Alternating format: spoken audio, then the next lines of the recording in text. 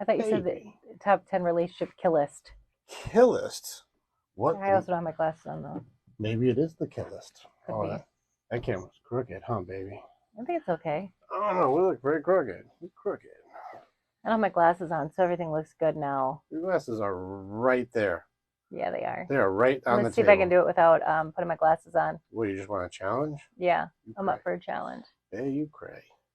All right, what time is it? Almost 6 o'clock. We are early AF. Early birds. We're early as hell. So, what are we? What are we doing here? What's the deal? What What's are the we? plan? What's happening here? What is happening? What's up, Josie Bear? What is It's happening? been like a week since we've been on live, so you know. Johnny Greggs, what's Yeah. up? Hello. You like that, Johnny? Yeah. So we don't normally go live at this time. I'll be surprised to see who jumps on. Yeah. We're usually the late night, like hosts with the most, if you will. Yeah, it's usually like after 8. Yeah. So super late. First off, Merry freaking Christmas. Yeah. To everybody who celebrates Christmas. Absolutely. Happy whatever you celebrate. Yeah. Yeah. What's up, my brewer too? Thank you. Love you back, man. Appreciate you. I can't see you far enough, but appreciate you. Thank you, man. Appreciate you very much. So today we're going to do something a little fun. We just put out a bunch of videos and we're going to go live with you guys. So if you guys have questions like how do we salvage this thing, or my relationship had this bullshit, or something wasn't cool, and you want to get like, hey, I got questions about this, or you guys work with people all over the world, how do you guys solve these issues? Yeah. To give you a little bit of insight on what we do, I am a psychologist by trade. What does that mean? I study human behavior. I build tools and work with people all over the world. We write books. We work with people on the way that choice theory and the way that we work as human beings. And my girl is studying Enneagrams and is fucking good at it. Thank you. You're doing very, Thank you. I'm very proud of you. She's been working with people and it's been making a big difference. So we're going to do our best to serve you with any questions you've got for development, any questions you've got for relationships, and any questions that you've got from life in general. All we ask for you is to smash the likes on our faces hit the hearts as much as you can. Yeah. I think after we get over a few thousand, it starts making more people know that we're live. Yeah. So all we're asking is just hit us in the face as much as you can while we answer your questions. Otherwise, it's an honor to serve you guys. And where can you find how to work with us and what we actually do? You can click the link at the top. It is in the bio if you're looking to book an appointment. It's to book an appointment. It's free. Or you can go to www.warriorswaymindset.com. Warriorswaymindset.com. Not just the Warriors Way. You'll end up on like a movie site. Yeah. We're not that. Warriorswaymindset.com. It looks like this World of Warcraft symbol, so it's easier to see what it looks like. Yes. What's up, Bozo? Hey, Jesky. yes. What's Hello. up, Q41? Is it? I feel like that's right. Q41. What's up, y'all? He says, and I love it. Yes. So we're going to go over the top 10 things that kill relationships. Oh, this is going to be good. This is something a lot of us didn't know. There's at least some rules to relationships, and people think like there's not a thing like that. When did it get so complicated? When did it get so complicated? Is that John Fox? I think I just saw John Fox jump on here. But when did it get so complicated? Why can't we just love? Listen, let's just be real, guys. Can you ever imagine going on a first date, and just going, "Hi, I'm Rick. Nice to meet you. Love me for who I am. When do we move in?" You don't need to know any of my stuff, what I do, what my plans are, my hobbies or interests. Love me for who I am, and we're together now. Yeah. Yay. Easy as that. Could you guys imagine that date? I don't think a lot of guys would have that one go as smoothly as we surely would like it to go. I can imagine the date, but not the future. Yeah. That one should show. Probably would not have a second date unless they just dug your confidence. That's true. Yeah. In which case, let's go over some things I wish I would have known sooner when you're in a relationship to make it so you don't kill it. So we're going to go over, I got my list here, things that we just did these videos. While we're going through, feel free to ask questions and completely throw us off course, and then we'll come back to our questions. Yeah. Also, not all 10 have been posted yet. So we've tried to pull some out throughout the week. Oh, yeah. So you guys will get a sneak peek on some of these. Who likes sneak peeks? Who would If like you it? do, hit us in the face with your finger immediately. Okay. First one, and if you guys have one that we missed you want to throw up there, please do that. Otherwise, odds are we're going to throw one up that's on the list. Yeah. First one up that kills relationships. Poor communication. Just because we make noise does not mean we make sense. Amen. We have said this many times. So true. So what about different poor choices in communication? So here's a big one. Reacting instead of responding. You ever have a knee-jerk reaction? Like, you know what? Rah! And then it goes into either I fight or flight or freeze. Yep. When we go into like rah mode, whatever that may be, this means we're not communicating well. If people don't have any clue what you're talking about and you think you're doing a great job, them not having a clue is generally a sign that the communication is not going well. There's a lot of things like blame throwing. When people blame, you're doing this, your fault. Why are you? You're not doing enough. When we start getting into blame throwing, also not the greatest for communication. So communication we could probably talk on for a while, especially when people start doing deflections, when people start alleviating accountability, when people start shifting like, well, I would have done that because, like, this is where I'm get into justifications. Communication gets messy very quickly. A lot of times we pull in behaviors that we knew from our parents, behaviors we got from past relationships. It's a shit show. Communication seems like it should be a very simple one, but just because you make noise doesn't mean you make sense. Absolutely. And so if it comes to communication, fire off a question. If you're like, you know what, I got a communication question. How would you deal with this kind of thing? Or what do you see when somebody says this?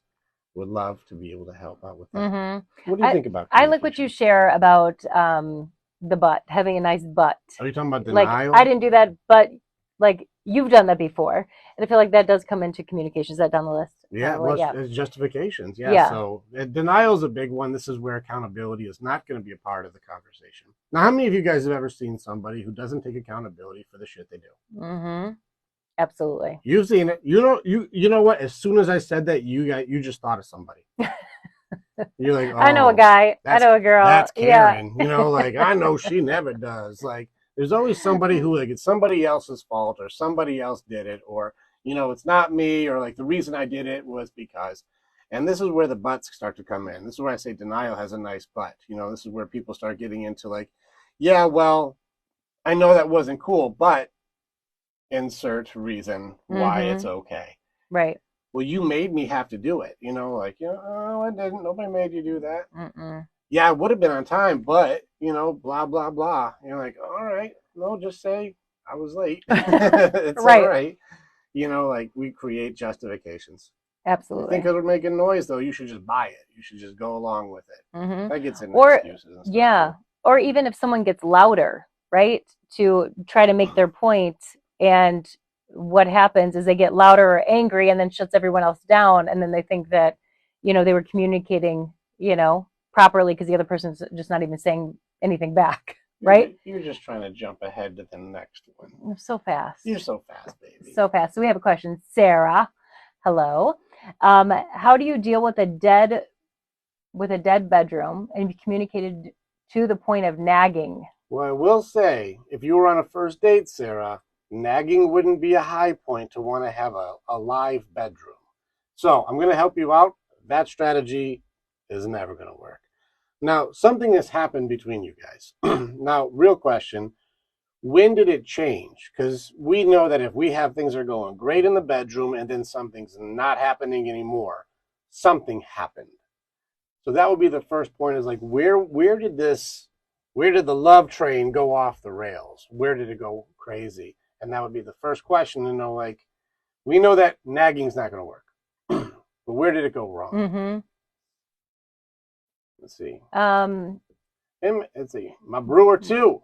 My big change in my communication was making sure my partner was in the right headspace. Solid. That's good. And also a good gentle approach instead of like a hard approach. Yeah. Makes it so the headspace can stay there. This gets into, again, the requests versus demands. This gets into being able to go like, hey, I'm gonna start. I gotta talk to you. This is important to me. Can you please listen, or are you in a space to listen? Yeah. It's a good Mm-hmm. practice, because if Absolutely. somebody's busy and distracted and you come in hot, that's gonna make it go off the rails. You guys won't be able to figure out unmet needs. You won't be able to understand each other, and it's gonna most likely turn into a blowout. Yeah. And that's not good. Nobody wants a blowout. We're supposed to be here to love No. each other. No one wants to blow out. So let's see. I can't see what this guy's name is, but send us some stuff that you want to talk about if you want to jump in with us. Yeah. But otherwise, that's a big one. That is a big one. Another one too for us, and this maybe, let's see, is this on one of the future ones? Maybe so. But we're going to get into the communication of how do you communicate. Are you somebody who's able to do the next one? Let's jump into number 2. Yep. It coincides with communication. Listening to understand. Now, I know that people like the idea of being validated for their feelings, but people sometimes in some of these tough conversations, especially if they feel like they did something that created the problem, aren't going to be as empathetic towards what's going on with you. So if you have a need that the other person has to have empathy, that may be a tall order, but we can ask to understand where we're coming from, and we can simply disagree. Mm-hmm. So simple, right? We can just disagree. I wish that it didn't go as rough as it did for people, but disagreeing is okay if you understand completely where your partner is coming from. Mm-hmm. How do you know if you've got it right? It's a great question. How do you know if you got it right? If I'm listening to understand, how do you know? Simple answer. You ask them. So if you're telling me this is how you're feeling, or this is how you took it. Is that right? And if they go, yes, that's how I saw it, go, okay, I understand where you're coming from. This is this way. If they agree, yes, you heard me. I feel heard and respected. Yes. Mm-hmm. Here's why I disagree. I disagree because of this and this and this. Now, if the person you're with is also not trying to listen to understand, it's going to be on them to do the exact thing they wanted you to do. Will you please do what I just did for you? Listen to understand. Yep. And then ask, do I have it right? What's up, Brian? Yeah. Also listening without the judgments, adding judgments or what you think they should be saying or what how they should be saying it, or waiting for your turn to talk. Those make fights. Yeah.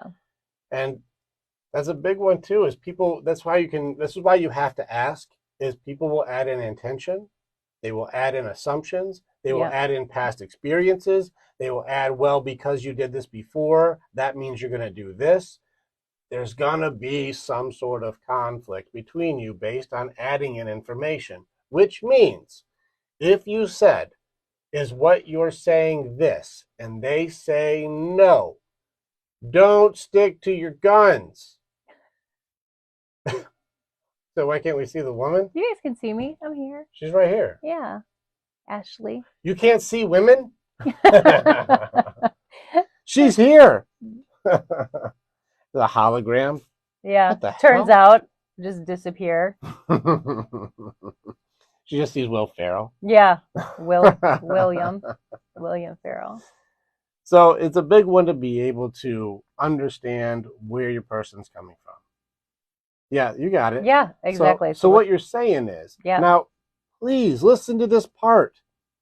If you or your partner says, no, that's not what I'm saying, don't stick to your guns. Please just go, all right, let's try it again. I need to understand where you're coming from. It's okay we don't agree, but at least I heard you. And one of the biggest things when it comes to listening to understand is feeling heard. And this is an important part of respect, is feeling like you are worth listening to and it's worth hearing what you have to say. And if you're constantly being invalidated or invalidating them, they expect things to go off the rails. Absolutely. Yeah, well said. So what you're saying is, that's perfect. Now the hard thing is if you added something to it that's not there, expect it to be shenanigans. Yeah, absolutely. So she's like, you know what, I would like pizza tonight. And I'm like, so what you're saying is you hate spaghetti. She's like, I didn't even talk about spaghetti. Let's back up. Right. So what you're saying is you hate the way I cook. Like, not. Didn't say anything about your cooking. I just No, so wanted some bad. pizza. Like, this is where we get off the rails. Mm-hmm. Well, my ex used to hate pizza, so you're just messing with me now. No. Didn't say So, anything about your ex. None of that came up. That's your shit. No. yeah. Listen to understand. Have agreements or disagreements instead of arguments. Yes. We Here's have a, a question. yeah, what do you got? Is it okay to mentally break up with your partner if you feel neglected and to just focus on yourself? What do you mean by that? Mm-hmm. Because if you're in a relationship that you have a complete wall up between you, what's the point in being in one? I think we talked about this Mm-hmm. before. If you're in a relationship that you mentally break up with somebody, just break up with them. Yeah. Because if you're in a dynamic that's worse together than if you were single, be single. It's simple, not always easy because we intertwine our lives together with other people. But why would I couldn't even imagine if I was to mentally break up with you. No, I would know immediately, And first of all. then what But kind of yeah, life would we have together? yeah, exactly. Especially not telling the other person, just doing it on your own and focusing on yourself. It's not fair to the other partner. Well, either of you, really. Yeah, Blaze, no. what would you get out of this? You said not physically leaving, but staying and focusing on you. What would be like the benefit to do this? Is it because my mind goes to me, this sounds like, and this could be so far off, but it sounds like I'm going to focus on myself to make sure that I'm good, get my shit together, and then I'm going to leave. It would be a good, that would be Possibly. one hypothesis. Yeah. One hypothesis. Could guess all day long. So you already feel neglected, so you're just going to shut off anything you give to the relationship. So I'm just going to shut down our relationship because I feel neglected. Now, this is going to get into a communication thing. We're going to help you in a second here, Blaze. I just want to make sure that we're clear. What Wi-Fi are you hooked up to, babe? I don't know. I'm going to say go ahead. So, if you feel neglected, what kind of conversations are you having? I wonder if we can do this. Blaze, I don't know if you, how many followers you have, but if you want, jump on with us. Mm-hmm. I felt rejected for her, so I'll wall up to her. Yeah. The next one, yeah. And these are conversations.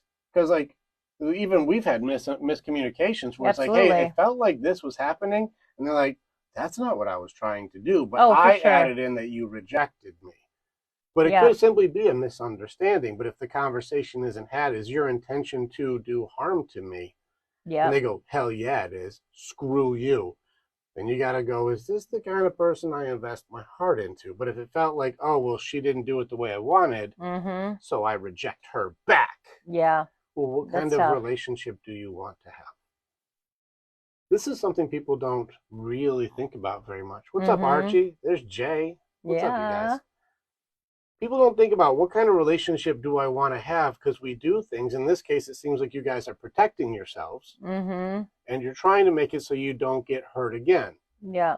But if you're with somebody who's not able to at least reciprocate basic conversations, what are you guys working on to grow together? Right. With? This is why you can see communication is so tricky. Like, it gets tricky. What are you guys working on if I have to put up a wall so you and I don't talk? What are we working on? Right. It's a real question. Yeah. Are we growing together? Are we trying to improve? Are we trying to make life better for each other? What's the reason if I said I'm not talking to you, you rejected me, so I'm shutting you down? No. Like, what do we do? Right. Juzzy Wuzzy Fuzzy says, as a step parent, if the partner is ignoring your concerns about their children's behavior, it's tough, how do especially we, if you're a step parent. Yeah, how do we change the communication that can help understand the problematic behavior? So this means you guys have to be able to listen what your guys' beliefs are. This is important. Yeah, please get this. That's a good question. So Fuzzy Wuzzy, Juzzy Wuzzy Fuzzy. All right. As a step parent, I am also a step parent. It's a thin line that we've got for communication with the kids because I didn't make them. I raised them, but didn't make them. We had to have a very solid understanding that if I'm in this relationship, those kids are my kids. That was from the beginning for us. A boundary is I get to talk to them or treat them like my own. We're not going to have hard arguments about this. And so if they're in trouble and I say, hey, this is the consequence that happens, that's happening. That was our agreement because, like, I can't be with somebody where I'm constantly chopped off at the knees. Can't do it. Like where I get emasculated or put down No, or talked over or treated like it's uh, also, disrespectfully. yeah, it's also not a good, we wouldn't be setting a good example for our kids to see what a healthy dynamic looks like if I wouldn't let him be able to help parent these kids. Like, Mhm. does it make sense? Yeah. And so having that conversation means you have to establish healthy boundaries and understandings for you two as a relationship. A very good baseline, and write this down. A very good baseline is the way you two treat each other is the way your kids are going to look for love. Yeah. Like, I hope this wasn't just a fly by the seat, like you just missed that. The way that you two treat each other, your children are going to associate that with love, which means when they get older, they'll be attracted to the dynamic you two have because that's what they think love means, even if it's terrible. These are Mm-hmm. generational curses. This is if we were always fighting, our girls would most likely find somebody who has traits that they understand because they're used to seeing fighting. Yeah. And they're going to find guys that are like that. We have girls, by the way. Mm-hmm. And the same thing goes for you guys. Establish a solid communication to go like, what are the agreements that we can have as a team that we both agree? It's not demands. We both agree this is the best way for us to show our kids how love works and a strong, unified team works. Yeah. Very important. If you guys don't have that, it's going to mess up the kids. It's going to mess up you guys. It's not going to be good. Right. Be able to communicate, listen to understand, create agreements, Yeah. not demands. Mm-hmm. So pretty important. There's some great questions in here, and I think I wrote most of them down, so I'll make sure we get to them. Um, Daniel says, my wife withholds any kind of affection or intimacy because she is doing healing work from trauma. Yeah. Have you been able to talk about like the needs that you both have?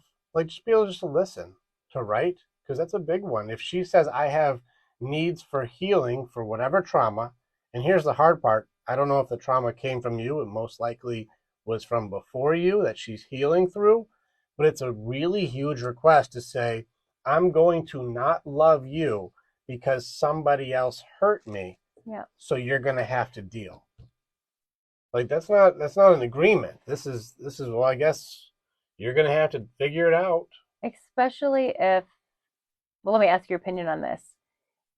And they're already married, and now this is something that's being said. Like, even if it's past trauma and they've gotten married and there hasn't been an issue, and now there's all of a sudden an issue. Like, that's confusing to me. Putting a demand on somebody else when, Yeah, like we're like Daniel, are you guys married? He said my wife. Yeah, so this your wife withholds any kind of affection. So if your wife, this means that whatever trauma was there before you guys got married. Like there was something that was going on where they were able to be okay for long enough for you to say, I choose you forever. There was whatever that was. There has to be some sort of balance to this because I couldn't even imagine that you and I, if I say, hey, babe, I just realized some stuff that happened in my past, I am not going to show you love or no, intimacy while I sort that out. no, that wouldn't be okay. How Like, unfair is this I dynamic? can support him, but to make that type of demand, that's unrealistic demand. Yeah, that was the savior. That was the Survivor. survivor. That was her words. It's a tough thing because you guys It's got married without a dynamic being this way. This changes everything. If this was the beginning of the relationship where before you got married and it's like date two where she's like, listen, real talk, I got to work through some trauma. But if you're willing to stick it out, we can make it work. And then she really works on her trauma, that's one thing. Waiting until you're married and then saying a part of my working on healing means you don't get love anymore, that's not really a cool dynamic for love. You're no, killing the relationship. This is a relationship killer. This also gets into, this would be section 5. mm-hmm. We haven't gotten there yet, but this is Yeah. under section 5 for that.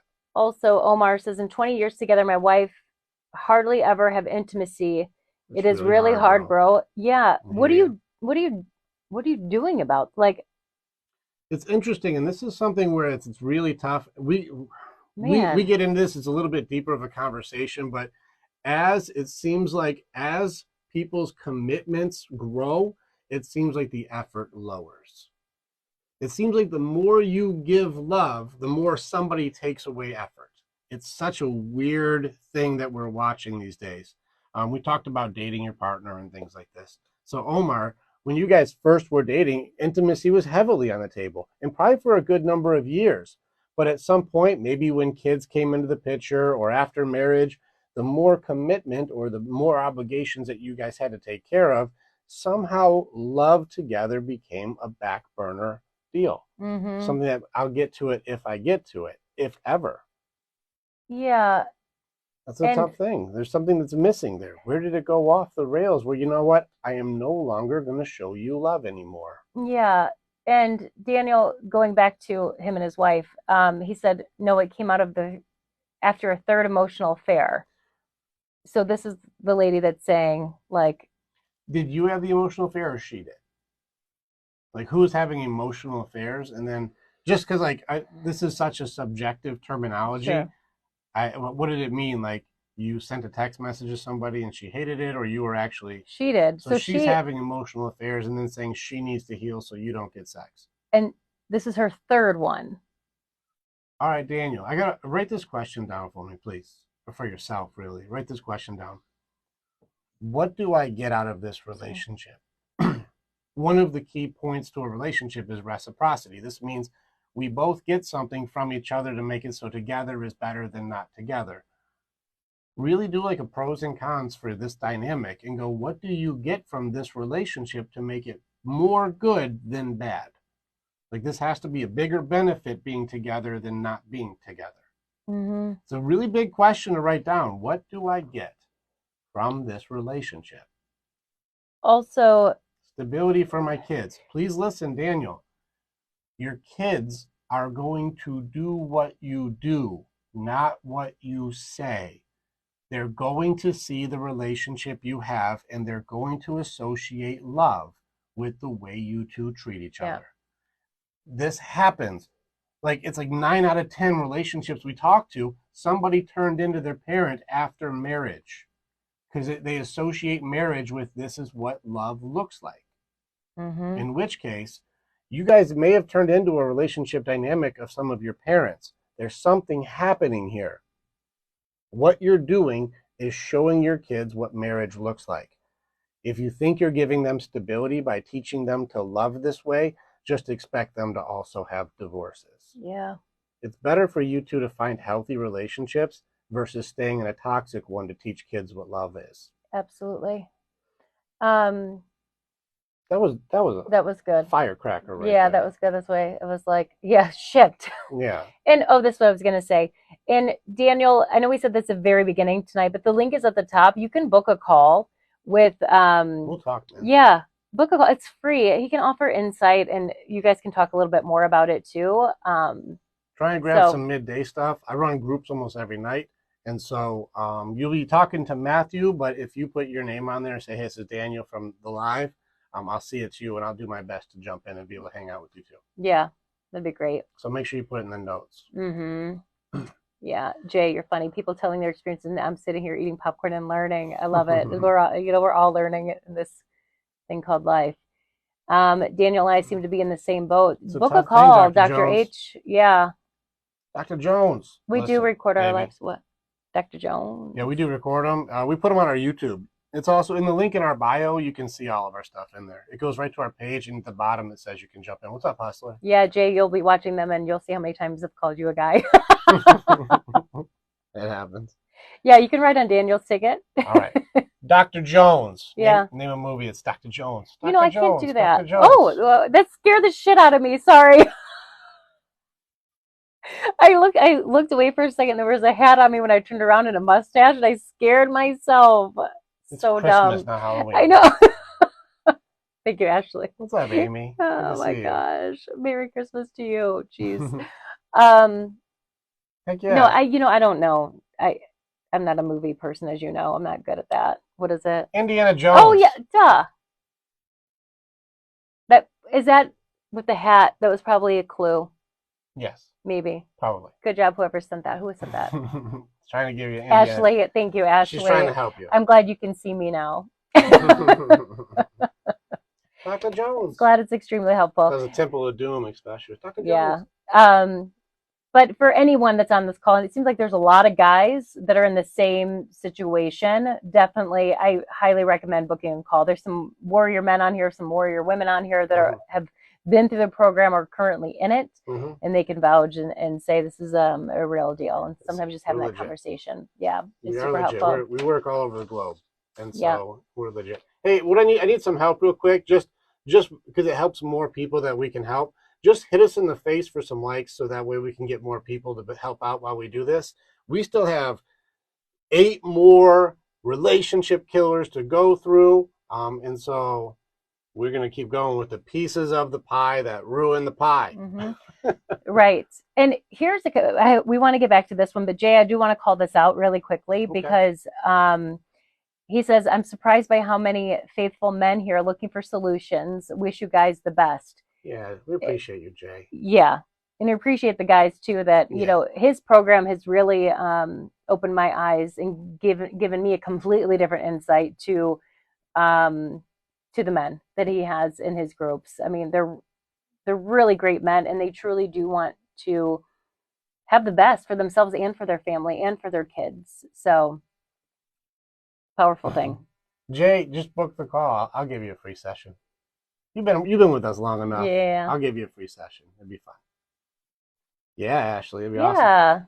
Ashley, are you the Ashley where I got to talk with you and your husband? It was Ron. We've done a lot of couples because I just want to make sure I don't remember the names always. But I think if you're the Ashley I got to talk to, she's an 8 like me. Oh, what's her husband?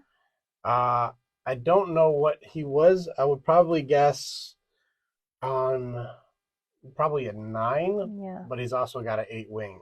That's what I would guess for him. Interesting. I'm new to your guys' content. How do I get signed up to your content? You can always follow us on one thing. Program. Yeah, thank you, Omar. Appreciate you. Yeah. So for the program, click the link at the top. You can book a call. It's free. Like Rick said, if you want to talk to him, he tries to jump in the midday calls. It's with Matt, but he'll jump in the call and you can learn more about it. But you also are able to share your story. It's not like you're jumping on a call and someone's trying to sell you something. It's not like cold call. You jump on a call and you tell your story and you get feedback during that time as well. Yeah. It's pretty powerful. If you want to work with it, we explain what our program is. We are pretty selective, so make sure you have the willingness to do the work. We don't just throw people in willy-nilly. We put a lot of time to build our warriors. A lot of time, over 40 hours a month that we give to our warriors to make sure that they have the ability to grow. And we put in the work. We way undercharge for our services. For sure. By a lot. Well, based on the amount of support that you give people, by a lot. Very much. We are really affordable in comparison to how much we do. But this is our gift. This is our heart to try to make it so we can serve as many people as possible. Yeah. But thank you, Omar, for sharing. If any of you share this, we really appreciate you guys, and just hit some likes so we can get some more people to know about this. We really appreciate you guys. Yeah. Amy's one of our women warriors. She says the program uncovers your authentic you among many, many other priceless lessons and missions. Absolutely. Amy's a warrior. Yes, she is. Yeah, but Blaze, it'd be good to meet you. Good to talk to you. It's the same thing, Dr. Jones. Any of you guys, if you guys want to talk to Daniel, it'd be good to hang out with you guys. Absolutely. Thank you, Erratic Chevy. Appreciate you guys for sharing. Someone said something earlier. It was Hustler. I don't know if he's still on, but he was saying competition. If I abandon you first, you will chase me. And then he put power. So I don't know what he meant by that, but what was your take from that? If I abandon you first, you'll chase me. Sounds like a bit of the four dance. This is where the individualist or the romantic will kind of play that cat and mouse game. I'll take away the power and then I'll take the power back. I would be real with you. This only works temporarily. It doesn't work long term. Maybe for short term unhealthy dynamics, this may work, but for a marriage or for anything like that, you're going to just start killing intimacy and trust, and it's going to be a problem. So I think if you're dating, it's possible that you can do this, but even still long term, this is a failed system. It's just going to hurt love because you guys will have a hard time trusting each other. to really be safe and be able to work through anything. It's going to make you think you're going to abandon me at any point. Mm-hmm. That's where I would take that. If at any point I was like, well, I'm going to leave you so you chase me, at some point people stop chasing. Yeah, I think it's exhausting. Yeah. What about the people, though, that are in dynamics that will leave someone else first so that way they don't get hurt? So like preemptive, Yeah, like like you. start shit so that, like, I guess it could go either way. Like, I'm gonna leave you before you leave me. Either way, you're alone. Yeah. I don't think it's a benefit. I'm gonna leave you so you don't leave me. You're alone either way. So what? It makes you feel better that you made it so you're alone on your terms. Mm-hmm. You're alone either way. Yeah. Yeah. Oh, here's Hustler. It puts the abandoned person in the weak position, so they chase the person with power. Yeah, but it's false power. It's not real power. It's cat and Mm-hmm. mouse. It's like dangling a carrot, but that's not power. You know where real power comes from? In the confidence that you can handle whatever comes up together. Mm-hmm. Real talk. Real power is no matter what comes our way, we got this, babe. I'll never abandon you. I got your back thick and thin. I'm safe for you. You reassure you've got my back that we're going to get through anything. We're not leaving just because the going gets weird, tough, or hard. Real power is try and fuck with us both at the same time. Mm-hmm. Whatever you got, life, we can handle it. Real Mm-hmm. power isn't us going cat and mouse with each other and she's got to chase me or I got to chase her. That's not power. No. Power is bring it on, life. We're going to take it by the horns. Yeah. Confidently. We have resourcefulness, problem solving, creativity. Give us what you got. We'll figure it out. Yeah. Hence arguments of getting needs met equally, feeling important because others are making me happy. Yeah. So it's interesting. The last sentence, the last part, others are making me happy. I don't know if you're referencing to somebody else, Hustler, which it could be, or if that's your thing. But it's difficult when you have a system that says you need to make me happy. Mm-hmm. Yep. This is a dangerous love because this is a very needy love. It's a very demanding love. It's a very hard to keep up with love because it's a moving target. You need to make me happy. Mm-mm. That's not how happiness works. No. Happiness comes from your awareness of being able to see the beautiful moments that you have in real time, and they happen all the time. Yes, they do. If you can't see your own happy moments and you expect somebody else to create them for you, you will not find happiness because you're missing the practice of it. Yeah. Can I add something to that? Because it's such a valid point where, especially in he coaches men and women, but specifically in the women's group, I hear him say all the time because women are more apt to say, well, what about him? What about his stuff? Well, he's doing this. And Rick holds so strong on saying, stop saying, well, what about him? You have to figure out your stuff. And it has been something that the women have had such a hard time with, being able to understand and put it back on them to say, I have to fix myself first before I can be in a, not before, but so I can continue to be in a dynamic that's growing, rather than constantly pushing it on somebody else, which is their partner. Like, you really make them sit in it. You're like, no, fix yourself first. That is the biggest takeaway. And they give you a lot of pushback. And the denial curse is the deepest with women. Yeah, instead absolutely. of accountability It is of like job. instead of accountability, it's up to me to take care of it. Yeah. I need to make sure I'm happy with me. And like it's the same thing with love. How do you expect people to love you when you don't love you? It's the same thing. You got to work on self-love, accountability. I can spot happiness anywhere. You're surrounded by blessings all the time, and we still look at the one thing that's not right or not the way we like it, and that's a very complicated thing to try to keep up with.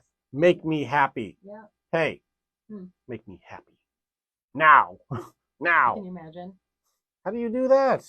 It's a moving target that you got to shoot at in the dark. And so that's going to be a tough one. But I'm with you, Hustler, when you said that's why most are not happy in relationships, because using their others to feel important. It's the value and self-worth and importance is internal. Like Ashley said, it's an inside job. Also, she said, I know what power is. I empower others to be themselves as well. I'm a leader of many people. My man. I bet you are, bro. I bet you are. I'm glad you're with us, man. Yeah. And I know that you help a lot of people. So I hope that we give you any new thing to help more. That's what our reason that we're here is that we're stronger together. So I'm glad you're with us, bro. Yeah. Is Is it? it healthy being alone? It can be. Absolutely. Sometimes it's needed. Yeah, very much. Very much. Being alone is not unhealthy, unless you label it as unhealthy. But internal reflection and understanding yourself authentically is not a bad deal. Distractions are one of the leading causes when it comes to taking your life as far as minutes and purpose, but also leading to addiction and other issues to make it so like, I don't like being alone, so I distract myself from being unhappy being alone. Mm-hmm. Yeah, being alone is actually very healthy. Yeah. But the thing is, too, is most of us are only as alone as we believe we are because most people have friends or someone they can call who's just a phone call away. Like we tell our guys that all the time, you're only as alone as you believe you are because people are only a phone call or even a text message away from going, hey, what's up, man? Mm-hmm. And so if Yeah. you choose to isolate, that's a Yeah. decision that you make. Erratic Chevy said, we finally spoke about our triggers. I have hope. Mm-hmm. Heck yeah, I hope. Understanding them, yeah. Good. I hope that you guys are able to sort that out. That's very good, man. Good communication, good conversation. So I think alone is very healthy. We do a lot. We give each other a good amount of space. You've been doing your studies. We I do our do. work. We also, our personalities, though, we require our own space too. So, like, I don't want to have someone that's constantly, like, I don't know, in my space constantly. Super And needy. yeah, and neither does Hey, he. make me Yeah. happy. Make me happy. Make me happy. We have to have a balance. Him and I are very independent people. We both work a lot. And so it's important for us to, when we connect, we connect very well, but we do need our space. Yeah. Mm-hmm. Yeah. Yeah. Is it Memima? Mel Mima. Mel 44. Okay, I see you, Mel. Glad to see you back on with us again. Happy to see you. You said being vulnerable is hard, but worth it in the face of genuine love and respect. It is a high level thing to do, especially if you're a type 8, which is the leader or the challenger type. It's very difficult to be vulnerable, especially in a group Mm-hmm. or in a setting where it's a little more public. So to be vulnerable is top level for an 8 or challenger type to do. So if you're able to overcome that part to be able to build someone up, say I'm proud of you, I believe in you, and be vulnerable and put yourself out there, it is a top level skill for a challenger type. Yeah. So well done, Mel. It's very difficult to do. In fact, it's one of the hardest things, like when it comes to even our group. The challenger types really struggle because they're like, I want individual attention. It's hard for me to open up. Mm-hmm. And it's like, no, you got to have some courage here. You got to Yeah. push through. This is part of it. Yeah. Have you ever seen a marriage saved when one side says that they are completely done because of issues? No. Without willingness, how do you make it work? Like if somebody doesn't want to make it work, how do you make it work? You're just dragging dead weight. Have I ever seen a marriage work where somebody doesn't want it to work? No. They will create a self-fulfilling prophecy to destroy the marriage no matter what one person does to build it. Think of it like if you're trying to build like a Jenga thing so you guys can play together and they just keep knocking it over. And you're like, let's put this back together again. And you're trying to put it back together and they're like, I don't want to play. You're like, really important to me. I've been putting a lot into this. And they're like, I don't care. Mm-hmm. This is going to be really hard to play. Yeah. And so if somebody does not want it to work, they will keep killing the tree. They'll keep knocking the game over just like I am consistently. Yeah. Yeah. So have I ever seen it work? I have not. Has there ever been an exception to the rule? Maybe, but not without somebody being miserable. Mm-hmm. Hustler says vulnerability. If you can't take any hints, how can you know your capacity of taking? Hits. Oh, If you can't take any hits, thank you. how can you know your capacity of taking damage from? And he's got more coming. Seems like a good question so far. Mel, you said making your happiness hinge on someone else creates them to be your employee. They have a job. So far, it seems like I'm agreeing with you. That's a good perspective on it. You work for me now. Make my happiness immediately. Yeah, you and I both don't do well with demands. Nobody does. No. Mm-mm. What if they're saying they want to be together, but still sabotaging? Then you're gonna have to make some decisions, Blaze. If you're with somebody, it's kind of like me saying, like, "Hey, I want you and I to be able to love each other, but I slap her around a lot." You're like, you said It's the like and I actions. want you to feel safe with me and Mm-hmm. vulnerable, and that you can talk to me about anything. But if you say anything I don't like, I'm gonna slap the shit out of you. No, no. For me, it's You're the like, yeah. I don't, I don't It, think that's, I don't think we're on the same page here. I think a lot of people get, and I have done this before too. I'm calling myself out too, but I am so aware of if you're going to say something, what does the action look like, right? We all know that. Actions speak louder than words. But I used to be someone could tell me anything and I would believe it and they would be able to do anything else. And it's like if something's not adding up there. As you get older, you understand and you start to realize, okay, what they're saying and what they're doing, it's not adding up. Mhm. Then that weight of what they say doesn't hold any value anymore. It just raises your choices. The choice is always there, whether this is a relationship you stay in or go. That's the simplicity to it. Easy is not the same thing. We mix our lives together with people on so many fronts. It can be very, very difficult to split apart. But the choice always is, do I want to be with somebody who wants to sabotage the relationship and hurt me? Mm-hmm. Or am I going to go where that's not a part of my relationship? Yeah. There's always that choice. It's just how we make those decisions is what makes it complicated. We got a lot of feelings, emotions, inconveniences. There's a lot of things involved. Yeah. Doc says, how do you help your significant other to stop living in the past and not come off as a narcissist? So, Doc, one thing I've noticed is narcissist is misdiagnosed very, very commonly. It's a lot more rare than it seems like social media makes it For out to sure. be. Whenever I really challenge Indigo, is this really a narcissist or not? I'd probably say like 1 in 100 would probably be accurate. Yeah. Like it's not that common. It's not like everyone's a narcissist. Now, as far as narcissistic traits, everybody has at least some traits that would be considered narcissistic, like doing your makeup or washing your hair or the way that you dress, like the way you work out or take Mm-hmm. care of yourself. There's things that we do that are high self care that people would consider selfish. Those are not narcissistic traits. When it comes down to a different part to it, when somebody's trying to just destroy somebody from the inside and take and take and take and take and take and take, that's when I have to really test. Is this really somebody who's completely disassociated with any accountability and wants to just destroy and take and then blame you for everything that they do? This starts getting into some deeper conversations to really test it out. So, that being said, I'm going to remove the come off as a narcissist and Yeah. just go by behavior. How do you help your significant other to stop living in the past? The past usually means some form of depression, something that happened that they're stuck on, and depending on their personality type or what the event was, we have to get them to go through their grieving cycle for whatever it is they're holding on to that was either lost or taken, and be able to get them to the point of acceptance, meaning, or even honoring what has been lost. Mm-hmm. Once they're able to go through acceptance on this, then they're able to heal and not have to keep living in the past.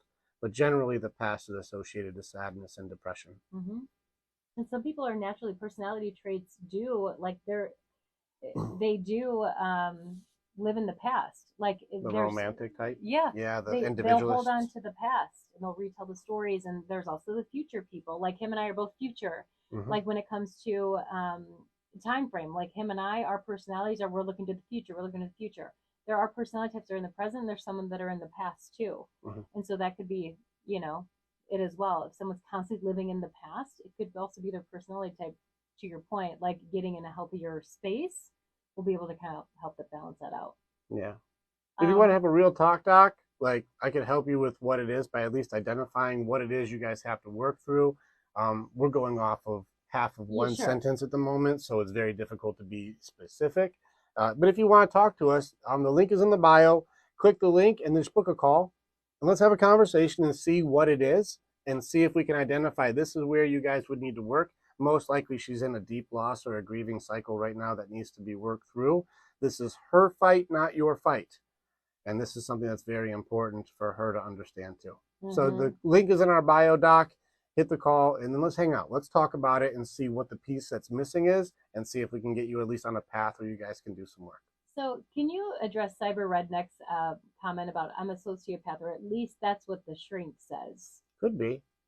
Um, I don't know. I mean, it's very possible, and that's maybe just one of the ways a sociopath would kind of make light of a situation, which is kind of the Joker mask version of it. So could be, Yeah. or it could just be he's being very honest and accurate. Or yeah. Could be. Yeah, I don't know him. I've just heard you say, right. No, I know you don't know him, but also in certain situations, you've talked about the labels that people put on things. Think of your one of your coaches' dress. Hmm. Like the labels that people are given that becomes their belief systems, and now they've associated themselves with this person, and maybe they're not, I mean, it could be, but he's saying I'm a sociopath, so it's according self. to his shrink. Yeah, so I mean, like, Yeah, I don't know if it's in his belief system or if he really is one. It's hard. I don't know him. He could be. If I talked to him, I'd kind of identify within an hour. I'd know exactly what's going on. But if you believe you are and then you act accordingly, it's a very different thing. People do false diagnose people all the time. Jason, I just want to say good to see you again, man. Jason's how? Jason Shell. Sorry, Jason Shell 74. Good to see you again, man. Mindset is important. It's almost all of it. People, this is something we started. We had a fitness company before, just a mile a day. We were doing this for a long time, and this shifted over into like after I published my first book, and we started working more with the coaching aspect of things. I realized that like it's not the workouts, not the diets, it's not that stuff that messes people up. It's the thought process you have around why you do or don't do things, and that's why things have in the last decade moved over this direction. much needed. Mm-hmm. Give me a look. Water make noise.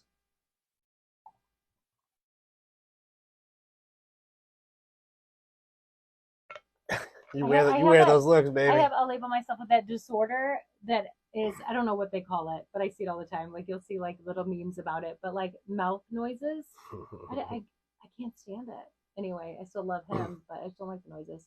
Good, Ashley. That is the Ashley. I was making sure that was She you. said, yeah. Yeah, good. Yeah, it was a lovely talking with you guys. It was a good conversation, and it really made me feel good that you're like we did couples counseling for a long time, and we got more out of this one conversation than we did through all those.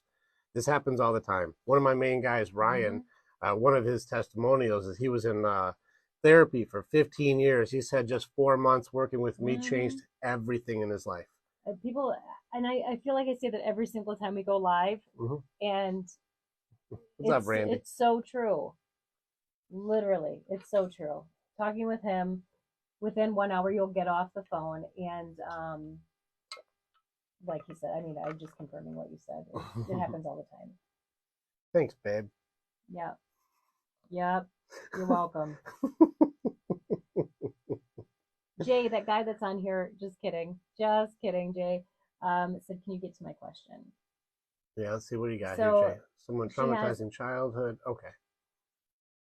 Yeah, if someone has a traumatizing childhood and they always talk about it, can they heal ever? It depends. All right, so this gets into a little bit of a slippery slope. There's two paths here. One path, I don't know how you can do healing from. The other path, absolutely yes. If you go through the race to acceptance, this is go through your denial, depression, bargaining, anger, go through all of the parts that require healing and work through acceptance, honor, meaning, and whatever it is that has happened, and then get past that trauma, then yes, it's possible. And here's one thing, in Hustler 541, you guys give me your opinion on this one, because there's one curse so far I have not been able to beat. What's up, Who's Your Plumber? There's one curse I haven't been able to beat. I'm going to put it out there. It's part of the denial system, and it goes deep. The one curse I haven't beaten is the misery equals love curse. I'll explain. When somebody associates negative conversation as the way they are valued, get attention, that they can spread gossip or rumors, and people all pay attention whenever they share something has happened to me, look how woe is me, my life is all screwed up, everything is bad, and everybody pays attention. I get attention, I get feedback, I get sympathy, I get something from people, and they start associating their misery as how I get love.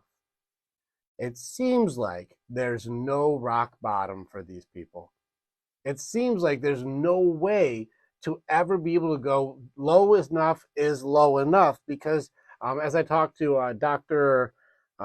Anthony Dahlman Jones, him and I were talking one time, and he said one of his things in 40 years of working as a therapist or a counselor with people, he said one of the biggest things is if the value of your problems is more important than the value of your solutions, you can't help that person.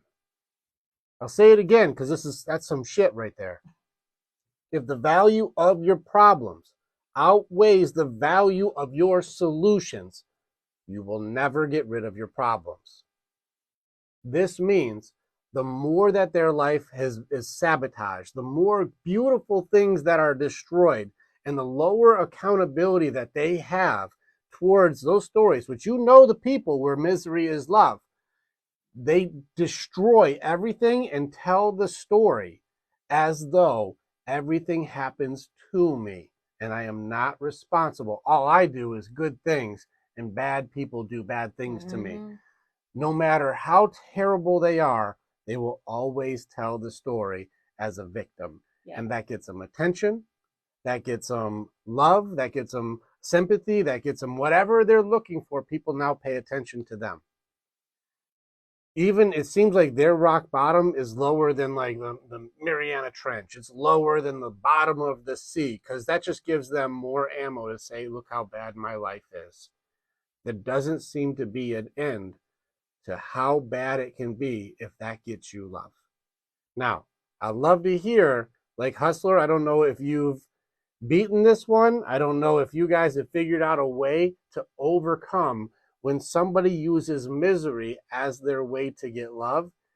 It seems like a bottomless pit. It seems like the more they lose, the more happy they are to share about it. Mm-hmm.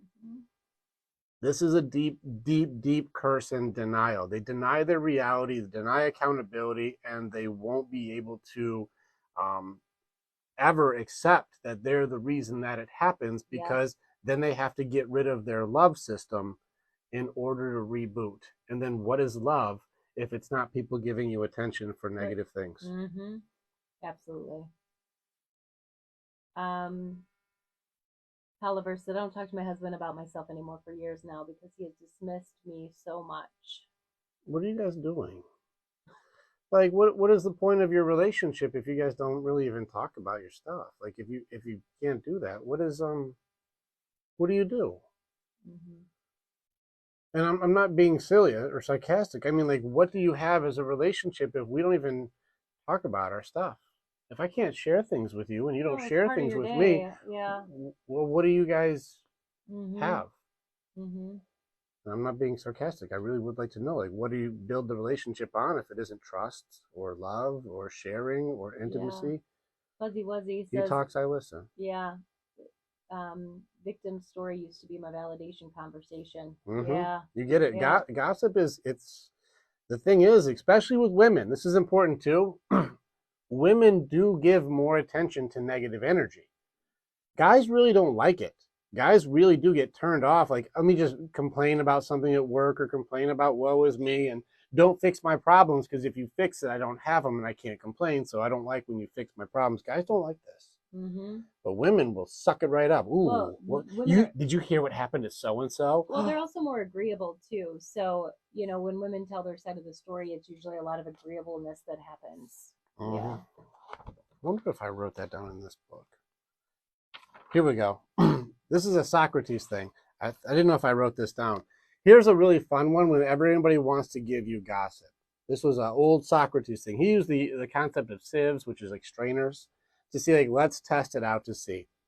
He said, if somebody was going to come up to you and say, oh my gosh, have you heard what's going on with so-and-so? Have you heard the rumor or heard the news? Mm-hmm. He would say, let's go through the 3 like sieves to see if this holds up as information I need.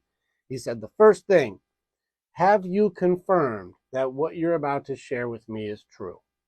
Mm-hmm. He's like, first off, you've proven this is true? He's like, well, no, I just kind of heard the rumor. I don't know for certain if it's true. I just heard about it. Like, okay, so first off, it may not be true. It doesn't seem like it's confirmed this is true. So right now we're not even in truth. Let's go to the next one. Is it kind? Are you going Mm-hmm. to share something nice about this person? They're like, oh no, no, no, no. This is not nice. It's Yeah. oh, it's juicy. And you're like, okay, so we don't know if it's true, and we don't know if it's definitely not kind. He's like, how about this? Last one. Maybe it's got some use. Is it useful to me? Is it something that will benefit me in any way, shape, or form? And they're like, uh, no, no, it's pretty much just Nothing to do with you. no, it's just gonna be dirt. And you're like, you know what? It's not true, it's not kind, and it's not useful. Um, I don't think that I would like to hear what this I is. like that. That's good. I can't use any of it. So right now you would be wasting minutes of my day on something that's not true, not kind, and not useful. I don't think that I'm going to entertain this. Mm-mm. So that's a Socrates move. That's good. Smart. So that's a pretty good one for you guys too. Let's see. You guys are busy today. I love it. Thanks, Blaze. Thanks, Jason. Amy, see ya. See Mel. She said, I want to fix it all. That's the trap. Yeah, it is a trap. It is a trap. This is a big one too. I even asked with all my girls, I'm like, do you want me to help you with this, or are you just sharing? And if they say just sharing, go great. Here's another one, Mel. You'll like this one. This goes for all of you guys.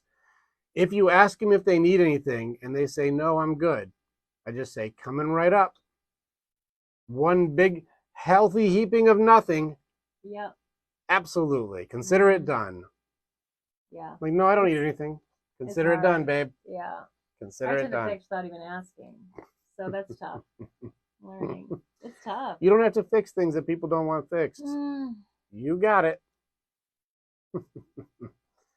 You want to fix all? Fix self. Agreed. So, Hustler, I was seeing, let's see, part of the personality, reality disorder, why you behave the way you do. Have you, let me just, like, yes or no, Hustler, have you beaten that misery equals love curse? I haven't been able to find, like, where's the point where, like, the value supersedes the solution. Like, the value of the problem, like, ends up being lower than the solution because the solution means you don't get love. I haven't found the way to beat it yet. You have? Hustler, book a call with me. I'd love to be able to have that conversation because I haven't found the rock bottom for anybody on this. And I've got a family member who has this. Mm-hmm. They can live out of their car, and they can't wait to tell everybody they're homeless.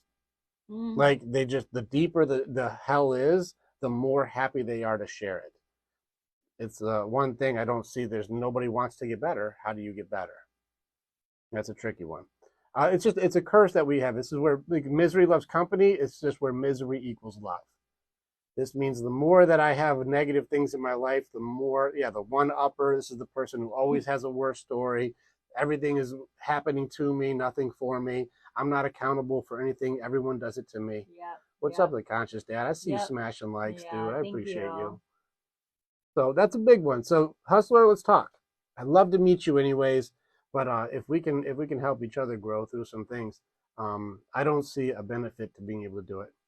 They have to be showed their behavior without your need for their outcomes. They are in complete denial, though. Like, the entire system's foundation is built on denial. So showing them behavior is only going to give justification, and then they're going to denounce your nonsense for trying to show behavior without willingness. I don't know how you're supposed to fix it because you would get rid of their love system. So I would love to be able to see, like, how do you show behavior to somebody who's in complete denial of their behavior? In fact, it's justified that they did the right thing. You can't defeat that with new information because they're going to denounce it. Mm-hmm. It goes against their entire belief system. So I would love to be able to see if there's a better way. It doesn't seem like it would, and there's no logical way to do it. I haven't seen it yet. Then you need to make a decision, cut the attachment, and move on. And that's different too. But the attachment itself is love. Yeah. So you have to tell them to get rid of love. They won't do it. Now, as a person who works with people in mental health, if you do not want to get better, I don't put a lot of time into someone who will not put any effort in. Yeah. It's a waste of time. So that part for, like, you and me, like this part right here for you and me, like, I wouldn't work with somebody who doesn't want to do any work. That's a waste of time. So I can agree with you there. You said love is not attached. It's not part of their belief system. Mm-hmm. They will lure people in Yeah. with maybe being attractive or whatever it may be, but they will deny any accountability to damaging the person as much as they did, so they can tell the story in a way that gets them attention. It's complete denial, 100%. There is no accountability, so you can't attach something they don't believe is love. In fact, I've seen love is generally a form of manipulation, not necessarily a form of being able to, that's different. What is this? I never saw that type of commenting. Weird. Neat. Yeah. That was a weird thing. I've never seen a comment come up like that. Interesting. I haven't either. Cool. Maybe it's a different way. Yeah. Hmm. Regis, if you can't answer a question in a yes or no manner without a but seems to hint that you're in denial. Correct. Ashley says she's found facts that work as well. Yeah. I'd like to see how it works. The misery equals love. It doesn't seem like there's ever a bottom. And they are toxic, and they are just meeting their needs at your expense. Correct. Yeah. Yeah. Fair. That's exactly what they are. Is a leech scenario. And the more that they find genuine and kind people, which generally are not who they attach to people who do harm, generally bad people. Somebody who has negative or toxic traits to begin with, it makes their stories much better. Yeah. And they'll invest everything they have into that person. So it looks like they're the good one by giving everything to a bad person, which just makes their story better. User 90999993564. We'll get your question in a second. What is your take on a prenuptial agreement? I think it's a great idea. Fantastic. Yeah, I don't either that or don't get the government involved in your marriage. Yeah, do a commitment ceremony. Yeah. I think that being able to say I love you for you is a good thing. Absolutely. I think my sister one time said, like, why isn't prenups the regular one? Why is fuck your whole life up the regular one? 100%. Absolutely. I'm just fine with not getting the government involved. How is Jill Johnson doing that? That's hold awesome. on a second. I think it's like people commenting on a regular page. It's not nothing with the live. Cool. Yeah. Well, good to know what that is. You probably have notifications turned on. I have no idea. Interesting. Let's see, I will not talk to my mom for that reason. I still love her and love myself more, my values more.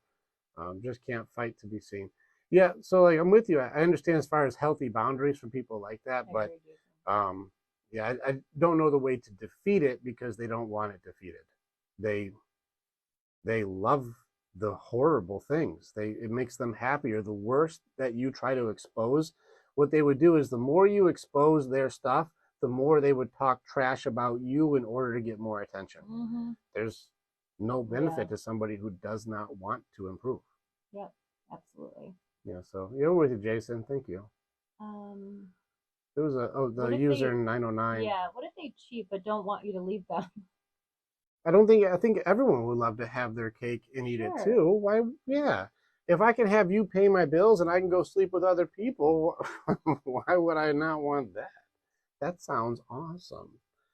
Yeah, what's your values? What are your standards? What are your needs? If your needs are loyalty and honor and trust and keeping each other's vows, if those are needs to you, I don't see the reason you'd stay. Yeah. Of course they don't want you to leave. Right. I want my cake and I want to eat it, and then I want more, and then I want to have cake and eat cake, but have cake. Of course. No, if you have any values in yourself, uphold what you believe is right for you and what your heart is worth. And don't give it to somebody who's going to treat it like garbage. Yeah, otherwise it's going to be a part two. You'll be giving them a reward for them cheating on you. Yep. Yeah, it's just going to be giving rewards. So I probably wouldn't suggest it. But if I'm on a diet, no cake for me. Jay, you're hilarious. Do you see prenup as an easy backdoor? If you make one, that is my worry. What does that mean? I don't understand. Okay, so they're saying if I have a prenup, that means I have an easy out for the marriage. Oh, it depends on why you're getting married. I don't think it's that. I think it makes it easier. Absolutely. I don't. Well, I mean, easier to do what? Make somebody feel trapped that they can't leave? What is the point in being in a relationship you don't want to be in? Absolutely. No, real answer. What's the point in being in a relationship I don't want to be in, but I have to? Mm-hmm. Yep. I'm not with her because I have to. I'm with her because I want to. Yep. Like, we both, if we split, could find new people. It's not that we wouldn't be able to get new people. I don't want new people. I choose her. Out of all options, I choose her, she chooses me. I'm not with her because we have to. No, I want to. Yeah. I love her and I want to be with her, so I choose her. Yeah. So that's just, I don't see the reason that I would have to make her have to be locked down and can't leave. I don't see the benefit in that. No. If she hates being with me, don't be with me. And vice versa. If I'm like, I'm miserable with you, what's the point? Yeah. If you're breaking the first rule of a relationship is, it's better together than being alone. As soon as it's not, what are you doing? Yeah. If being with you is worse than not being with you, you're not bringing enough value. And if you're with someone who doesn't see your value and you still feel undervalued no matter how much you do, what are you doing there? Because you feel worse being with them. Yeah. It's the same. Yeah. And unfortunately, guys get just going back to the prenup, guys get the short end of the stick when it comes to having the government involved in being married and being someone that was married and divorced before and lost a lot of stuff. I was like, there's no need. It is a business transaction. And so if you get the government involved, you're signing up to have a business transaction. That's what you're doing. So, not worth it. That's my opinion. Thank God we don't prenups here. Our relationship transactional because it's more expensive these days. I think people are trying to get rid of that. I think people have made relationships transactional, but I think people are trying to get back to authenticity. I think that's the struggle these days. Yeah. Especially a big reason we've probably had so much success is because we keep it fucking real. And we're real people. Yeah. And that's a big deal for us is we make sure like our answers don't change who we are. Willing to evolve with anybody with new information. I reserve the right to change my mind with new info, but otherwise we will be 100% authentic every time. How do we trust people? Trust is a decision. People make really audacious claims. The same thing with respect. Trust is earned. No, trust is a choice. You either choose to do it or you don't. That's it. There isn't really a middle ground on this one. I either trust you or I don't trust you. Yeah, well, maybe you can earn it back. Earn what? What am I earning? Is it point system? Is it colors? Is it what's rings? What do I have to earn? Like what's the measurement here for how many points for trust? Is it 10 points, 100 points, 1,000? How many points do I have to get of whatever the heck we're talking about? Trust is just I decide to trust you or I don't. And if people say I don't want to trust you, then they don't trust you. And if they go, you know what? I choose to trust you. Even if it's going to hurt me, I choose to trust you. That's a decision that you make. It's how much are you willing to put on the table? That's what trust is. And if you're afraid to bet, don't be in a relationship. Like, if you can't give trust, don't be in that relationship. Real talk, this is number 8 with broken trust. Number 8, lying, no reciprocity, one-sided giving.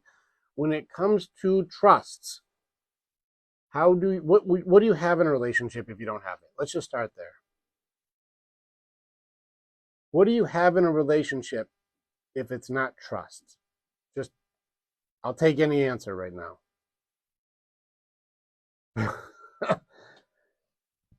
Is it Learnicus? That is fantastic. My man's beard was literally sculpted by the beard god himself. I appreciate you. Was. That whole thing. He wakes up like that. This whole thing. Thank you, man. I really appreciate you. It is a great beard. Cool name, by the way, Learnicus. No trust, there's nothing. I can't think of anything. If you feel like you have nothing, then you don't have trust. If you don't, feel like you have nothing, nothing. Seems like we can't go with communication. Well, how do I have good communication with you if I don't believe a word you're saying? Absolutely. No. How do I communicate with you? Is it respect? Can you respect someone you can't trust? No. That's going to be difficult to do. What What's another thing? Loyalty? Well, you can't have loyalty without trust. no, What do we got? nothing. Not a dang thing. You are for a prenup? Absolutely. Yeah. Sure. Yes. I'm pro prenup. Yeah. If somebody doesn't want to be with you because they choose you and they need to have you locked down, it Yeah. doesn't seem like a good relationship. No. I think it's a great idea. Or just not having the government involved in general. Yeah. Doesn't seem necessary to give yourself before God and your family as a commitment forever. No. I don't need the governor of this state to tell me what to do. Yeah. You make your commitment, hold your vows, be a person of honor. You'll have a good relationship because you choose to be with them, not because you have to or there's a punishment or consequence. That's what love is. We make it work because we choose to, not because we have to because of the government. No. For tax purposes. No. Don't get me started. Nope. Nope. What if trust is repeatedly broken? You're in a decision then. If we just established that if you don't have trust, there's no relationship, and you have somebody who keeps breaking trust, it seems like you have a choice. Do you want to be with somebody who you have a relationship based on nothing? Or do you want to find somebody who has the same values and morals that you do, that lives by the principles that we will be honest, trustworthy, honorable, and loyal? Mm-hmm. That's your call. Yeah. Now, it's your life. You got to pick. Are you going to be with somebody who we don't have anything, or are we going to be with somebody who they have the same values that I do? Yeah. You get to decide. This is the beauty of life, is we are filled with the opportunities for choice. Mm-hmm. How do you make sure no one takes advantage of you? Healthy boundaries. People get boundaries mixed up pretty often. They think boundaries is, you can't talk to me that way. Mm-hmm. No, a healthy boundary is, if you talk to me that way, then I'm going to have to hang up the phone. So please don't talk to me like that, or I won't end this conversation. Or a healthy boundary would be like, hey, don't message me on the weekend. No, a healthy boundary is, if you message me on the weekend, I won't be able to get to it until Monday. So you can do whatever you want. I'm just going to choose how I handle it. And so the problem people have a lot of times with healthy boundaries is they don't uphold doing the part where they hang up the phone or they respond before Monday. No, don't let other people control you. It's your healthy boundaries to go, hey, this is my limits. If you cheat on me, I won't be with you. Yeah. And if either of us cheats on each other, we won't be together. Mm-hmm. That's it. That's the boundary. That's it. And I'll leave. It also makes it easier to know, like, and we have that agreement. If he decides to cheat on me, he knows we will no longer be together. Right. So, and I agree. Right. We agreed. So if that happens, he already knows. As soon as that happens, come back in the door, just grab your shit, get out. Yeah. I mean, same would go for me. We don't do that shit to each other. Unless we want to go. Right. Right. Absolutely. Absolutely. Fooling the rain. My wife doesn't show love. That's so sad. Oh, sorry, man. So we'll show you some love. We love you, bro. Who's your plumber? It's so good to see you on here. He said, I know this is a bit much for over what you're teaching. Never for this guy. What if the person that you have trust issues has been in and out of rehab and is trying to change? Yeah, if they're trying to change, it's the willingness part where you have to give grace. We're allowed as humans to make a lot of mistakes. The only choice you have to be able to make is, am I going to stay or go while they're going through their evolution? And if they say, I am truly trying to change, I'd say there's still hope. Yeah. You know, it's just, are you willing to stick around while they go through their evolution? In certain cases, the hard part is you want to fix things, but sometimes you just got to be the cheerleader and you got to let them play. Yeah. You know, and they're going to make mistakes and give grace for them. But these are very difficult things when people are working through addictions. It doesn't happen overnight. It has, but it's not common. There has to be a massive wake-up call, and then usually working through whatever has happened to them that they are denying to be able to make it an acceptance or a reality so they can work through it and get to the part where they find honor or meaning in whatever it is that has happened. But every mistake is meant to teach us something. Every loss is a lesson. And once they're able to find out what that is and let go of whatever they don't want to face, then they're able to heal. Mm-hmm. So is it possible? Yes. Is it hard? Yes. Are you going to stay or go? That's the choice. But Yeah. as long as they have willingness, I would say there's hope. If they're like, I don't give a shit, I don't see there's hope then. They don't want to make it better. Yeah. So that's a difference. Fool in the Rain said, we almost divorced. I actually purchased another house, but then she just did, I can't talk, did a complete 360. So we decided to stay together, but now it's back to no love. Yeah. 360, by the way, means you spun in a full circle and you're exactly the same as you were. So 180 is what you meant. I do that all the time. I always say 360. But 360 means like, hey, I'm going to change and do it all over again. Like, that's the same. So that's what she did. You're right. She pulled a full 360. Sorry, bro. That sucks. So here's the thing is she changed when you started actually reinforcing your healthy boundary, Yeah. and then you backtracked on your healthy boundary, and then she went back because now she can't respect you because you didn't follow through. What I would suggest, follow through this time, because it seems like she pays attention. Yep. But real talk, this is one of the ones where, like, what would you be trying to do if this is the behavior that they do? Like, how do you invest in somebody who's not going to love you? Yeah. What are you doing? Let's see. Bullet Bro 01. When is a good time to plan the prenup? Before or after? Obviously before. Yeah, do it before there's a Way conversation. before. I know someone said you can do it after. I know you can do it after, but don't do that. Do it before. Have that conversation before. Clear. Don't make it weird. Yeah. How do you deal with anxiety in the relationships? Each of us is different, so I'd have to learn what your anxiety is. But generally, anxiety is just not knowing what's going to happen yet. You get caught up in uncertainty, and there's multiple tabs of fear that are open that you haven't got an answer for. Until you can figure out what the answer is, you're probably going to be freaking out until you can learn how to beat it. Yes, we train how to beat anxiety, and yes, it works. And no, you don't need medication. It's understanding how it works and training how to beat fear. We do that. How do we do that, babe? Do what? They click the link in the bio. Yes, I was like, where are we going with this? Click the link in the bio and book a call. It's free. Have a chat, and if you want Rick to be involved, it has to be midday. Yeah, otherwise I'm running class at night and group in the morning. So. Yep.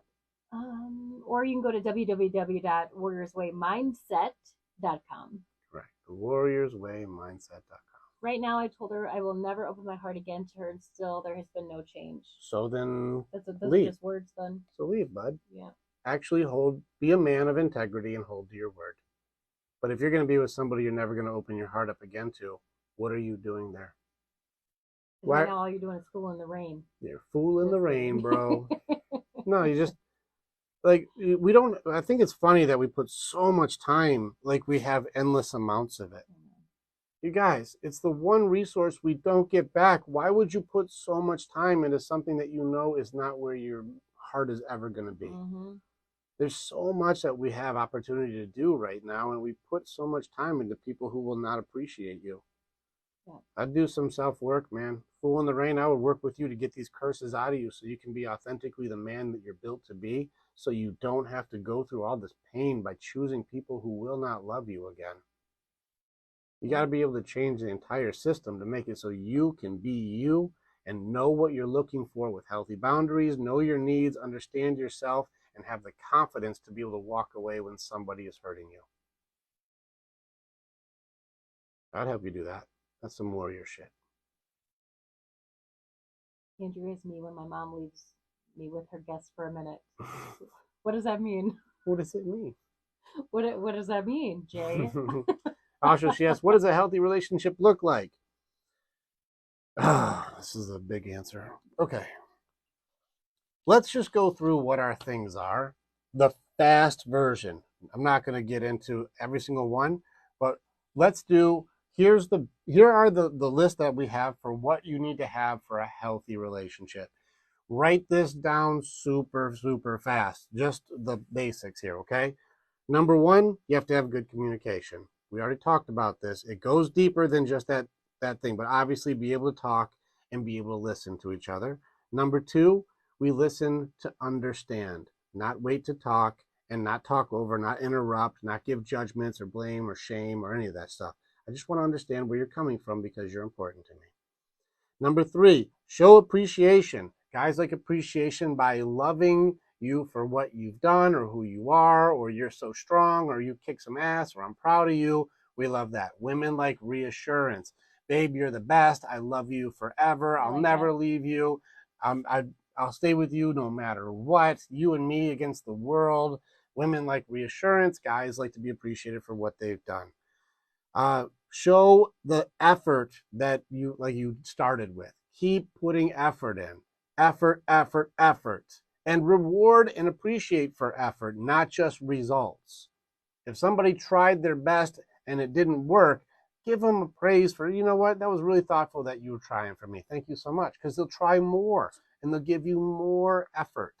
So, you say you have ADHD. No, she's commenting with this. She's messaging with you guys. She's on the live with us. What?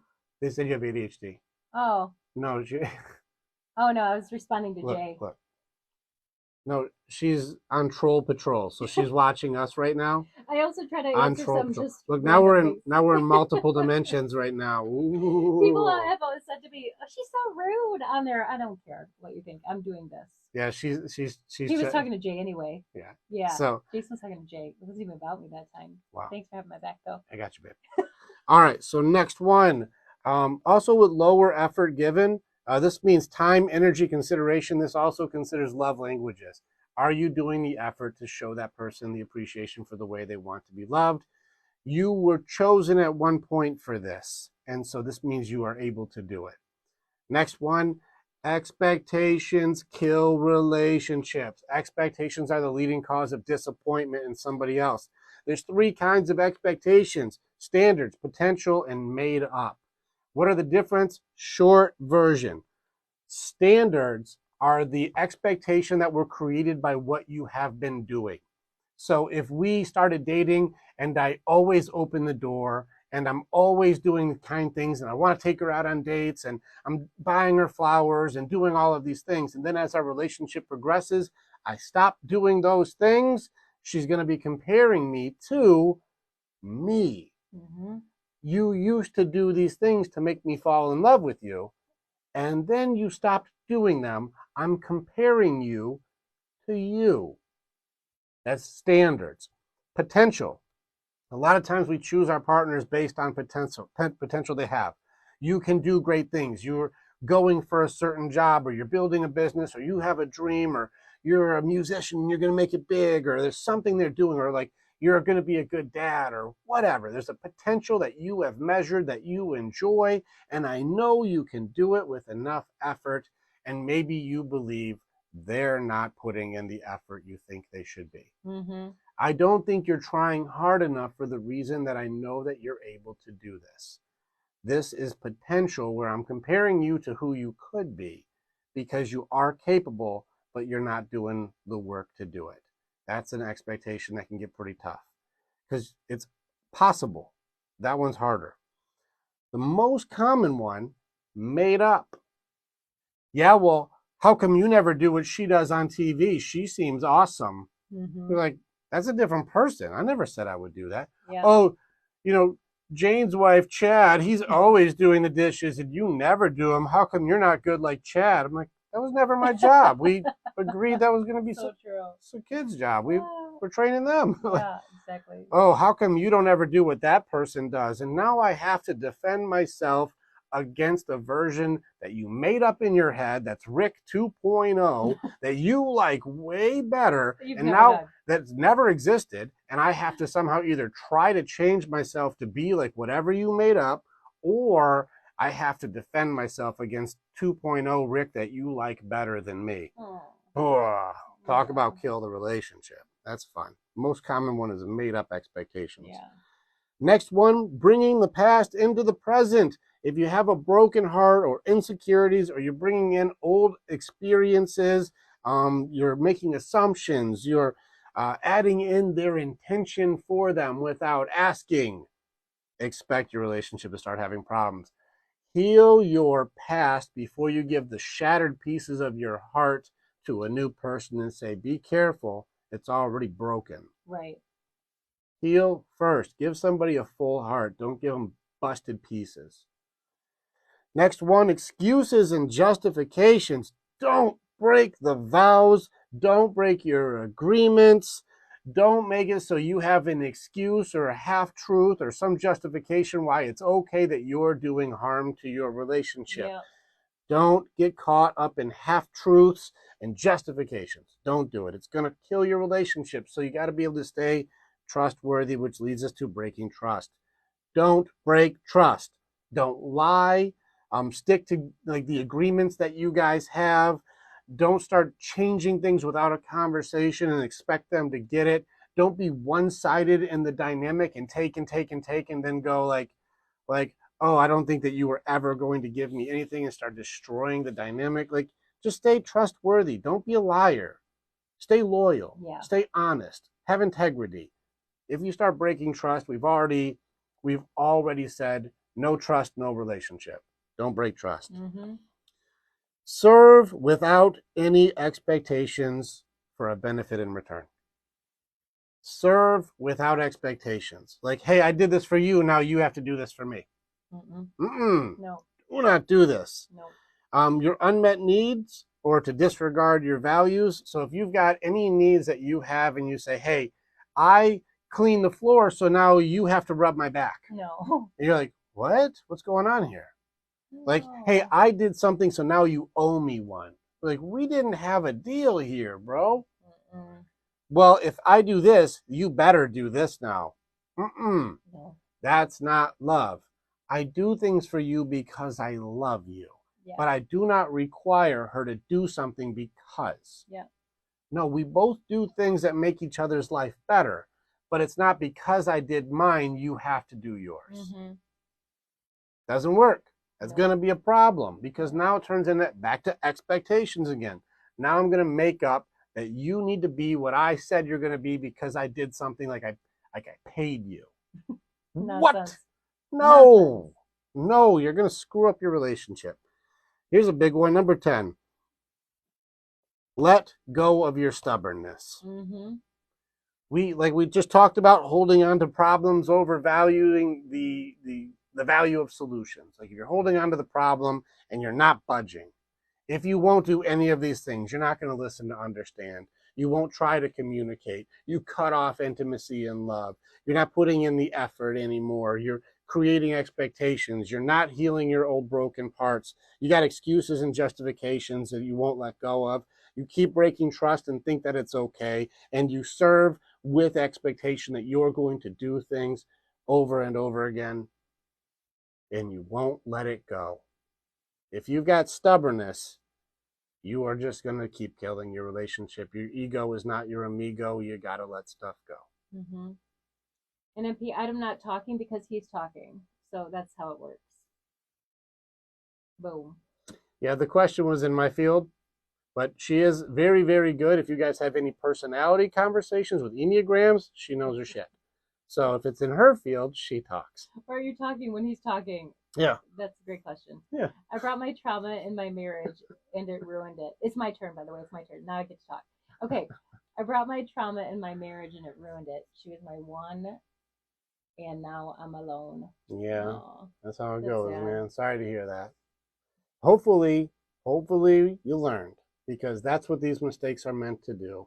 Is they're hard, they're painful, and they hurt, and they suck. But they're meant to teach you something, so you never bring that stuff in again, and you work through your trauma, so you never bring trauma into another relationship again, because you see the result of not working through it. Yeah. So that's the awareness there, so you know where to heal exactly, so you never have to hurt anyone or hurt yourself like this again. Yeah, absolutely. And MP, I know you said you want to hear from me too, not just one way. The things that he's sharing are the things that he's the expert on. What he's sharing is something that we both agree with. And some people may take it like he's speaking only to the men. But no, this goes for both the men and the women. So what he's sharing is I 100% agree with, because we've been able to see how it's changed people's lives, both men and women. Yeah, this is a universal. This isn't what men do. Right. This is what we as humans do. The standard is the same for both of us on this list. Yeah. So this is something too. These are the things we get into relationships and we don't realize, like, these have to be taken care of. Like, for ourselves and as a relationship. We don't realize what we have to do work. We just expect the other people to know, but We were trained by people who weren't good at love, and they didn't know this stuff. Yeah. So it's going to be very different. One thing I did see MP 2021. One thing I did notice with men and women is we do think very differently. Our men's group and women's group operates with very different levels. There are commonalities that I see that are pretty repeating patterns. Men get caught in anger a lot more than women do. Women get caught in denial more than men do. This is societal, and this makes sense. That's why it goes that direction, especially Western society. I do have people that are overseas, and they say the culture is different. Denial is more common when it goes out there. Logic versus emotion. All people start with emotion. It's just guys are able to work to the logic quicker because emotions are stronger within women. This makes it too, depending on which curses are put on the people. Like I said, denial is a very difficult one to break. It's very difficult to break. And so women, it takes us a lot longer to crack those through. The women who start at a rock bottom where they're like, you know what, I'm not holding on to I'm right and my way is working, they do very, very well.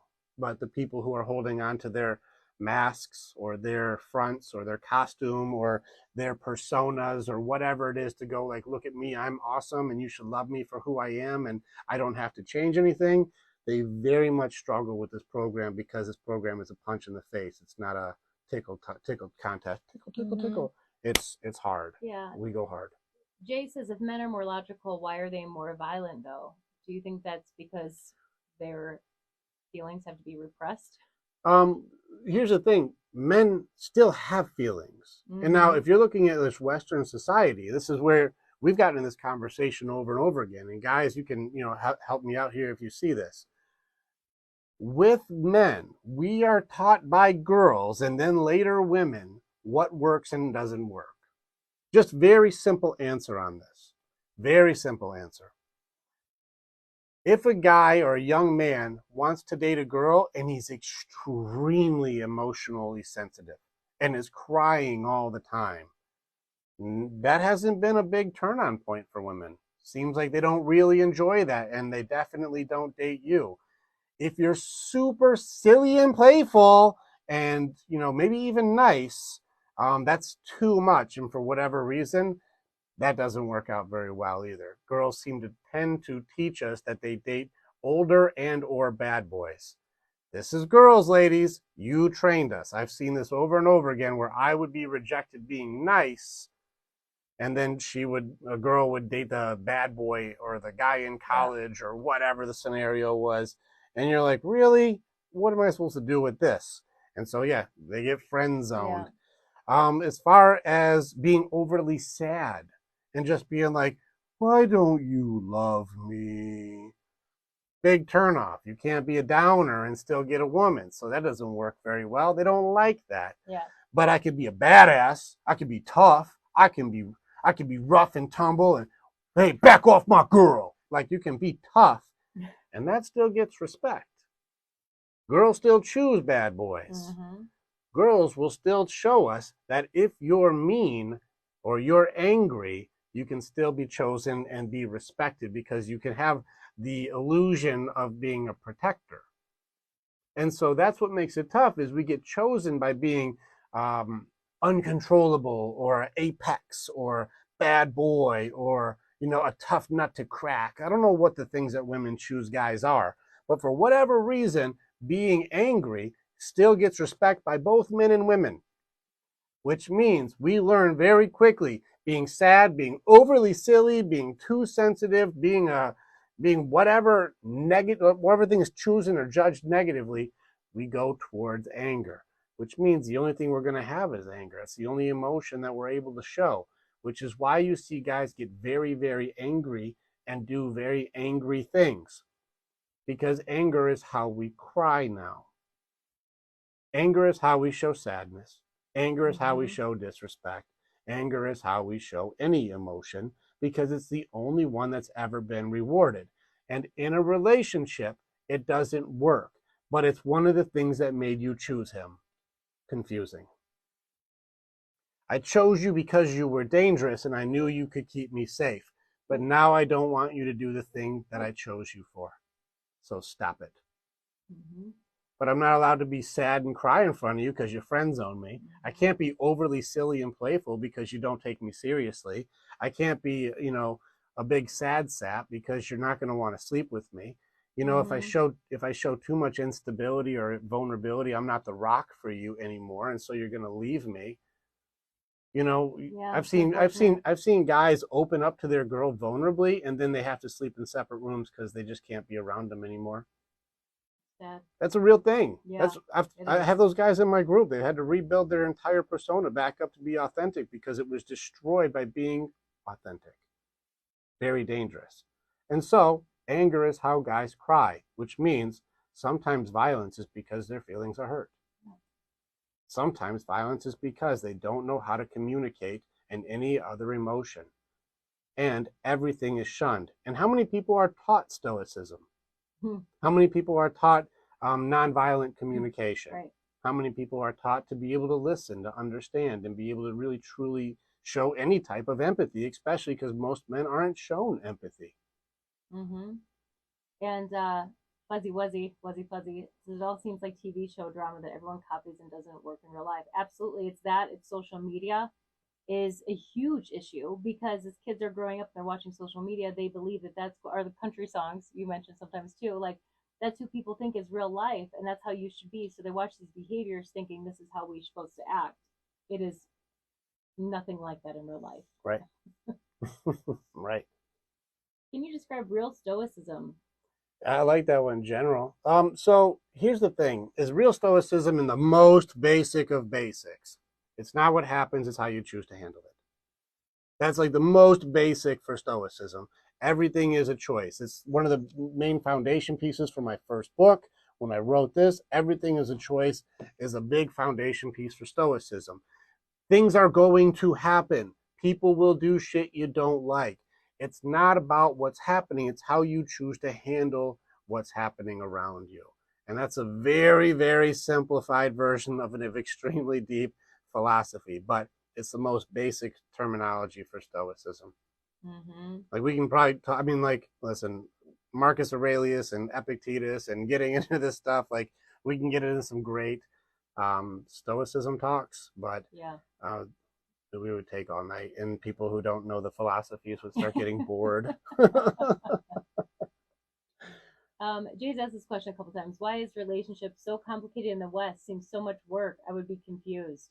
Everybody here is confused. Yeah. Yeah, and he coaches people that are not in the West too, and Yeah. it's still complicated for them too. Yeah. Well, it's trying to understand each other without knowing. Yeah. Like, here's the thing: is it's tough to understand each other when we don't understand ourselves. Yeah.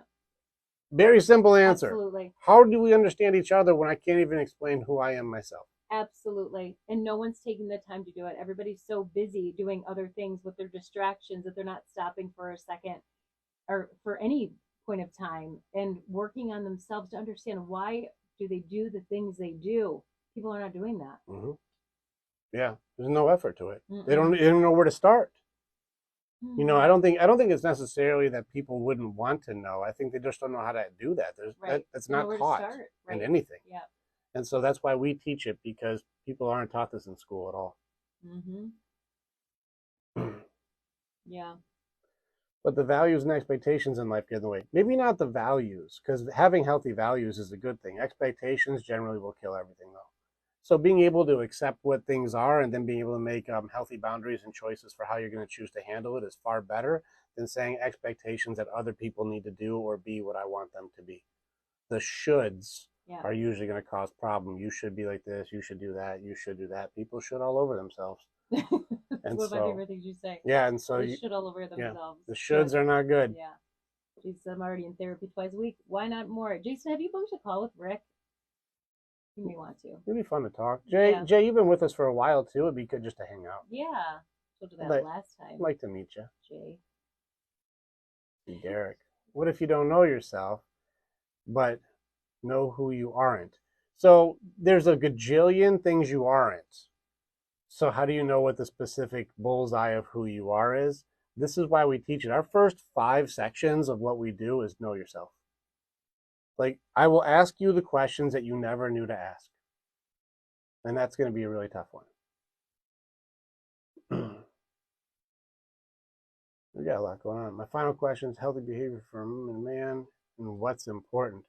Um, we might need slightly more specifics, Jay. I like your question. What is a healthy behavior for a woman and her man, and what's important? I think it depends on your relationship because certain people have different values, have different, just, yeah, different things in general. Yes, absolutely. Let's see. Any tips on bracing myself for her leaving eventually? That's an interesting thing. Like, is she expressed I'm leaving? Like I'm bracing myself, or is this one of your fears? And you're just worried about what are the things that can happen. Also, Ironclad Ogre is a badass name. Yeah. That's very cool. But if you're more worried about the possibility, let's see. Anytime there is conflict, you think she's gonna leave. Oh. I would work on being able to get better in conflict. Like, really, the thing is a lot of times we got into this with number 2. Most people aren't feeling heard. Sorry, Riffle-matic. We'll get to it in a second. I apologize. But most people aren't being heard. And if you spend more time listening to understand, it makes it a lot easier. Oh, you said I have bipolar disorder? Is that the one it is? Because there's so many acronyms, it could be something different. So that's the one I would think it is. So if that's the case, like, I would work on whatever you can, but understand if you're the one who has a possible or borderline personality. So, like, there's so many borderline personality disorder. If that's the case too, I don't know what you're doing to work.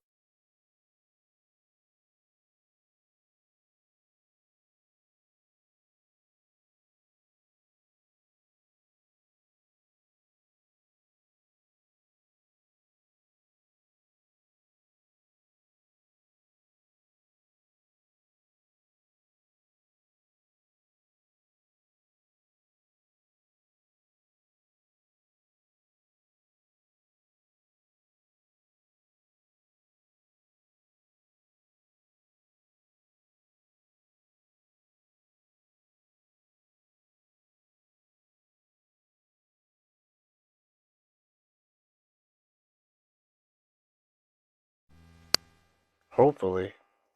Hold on. I got you. You're good.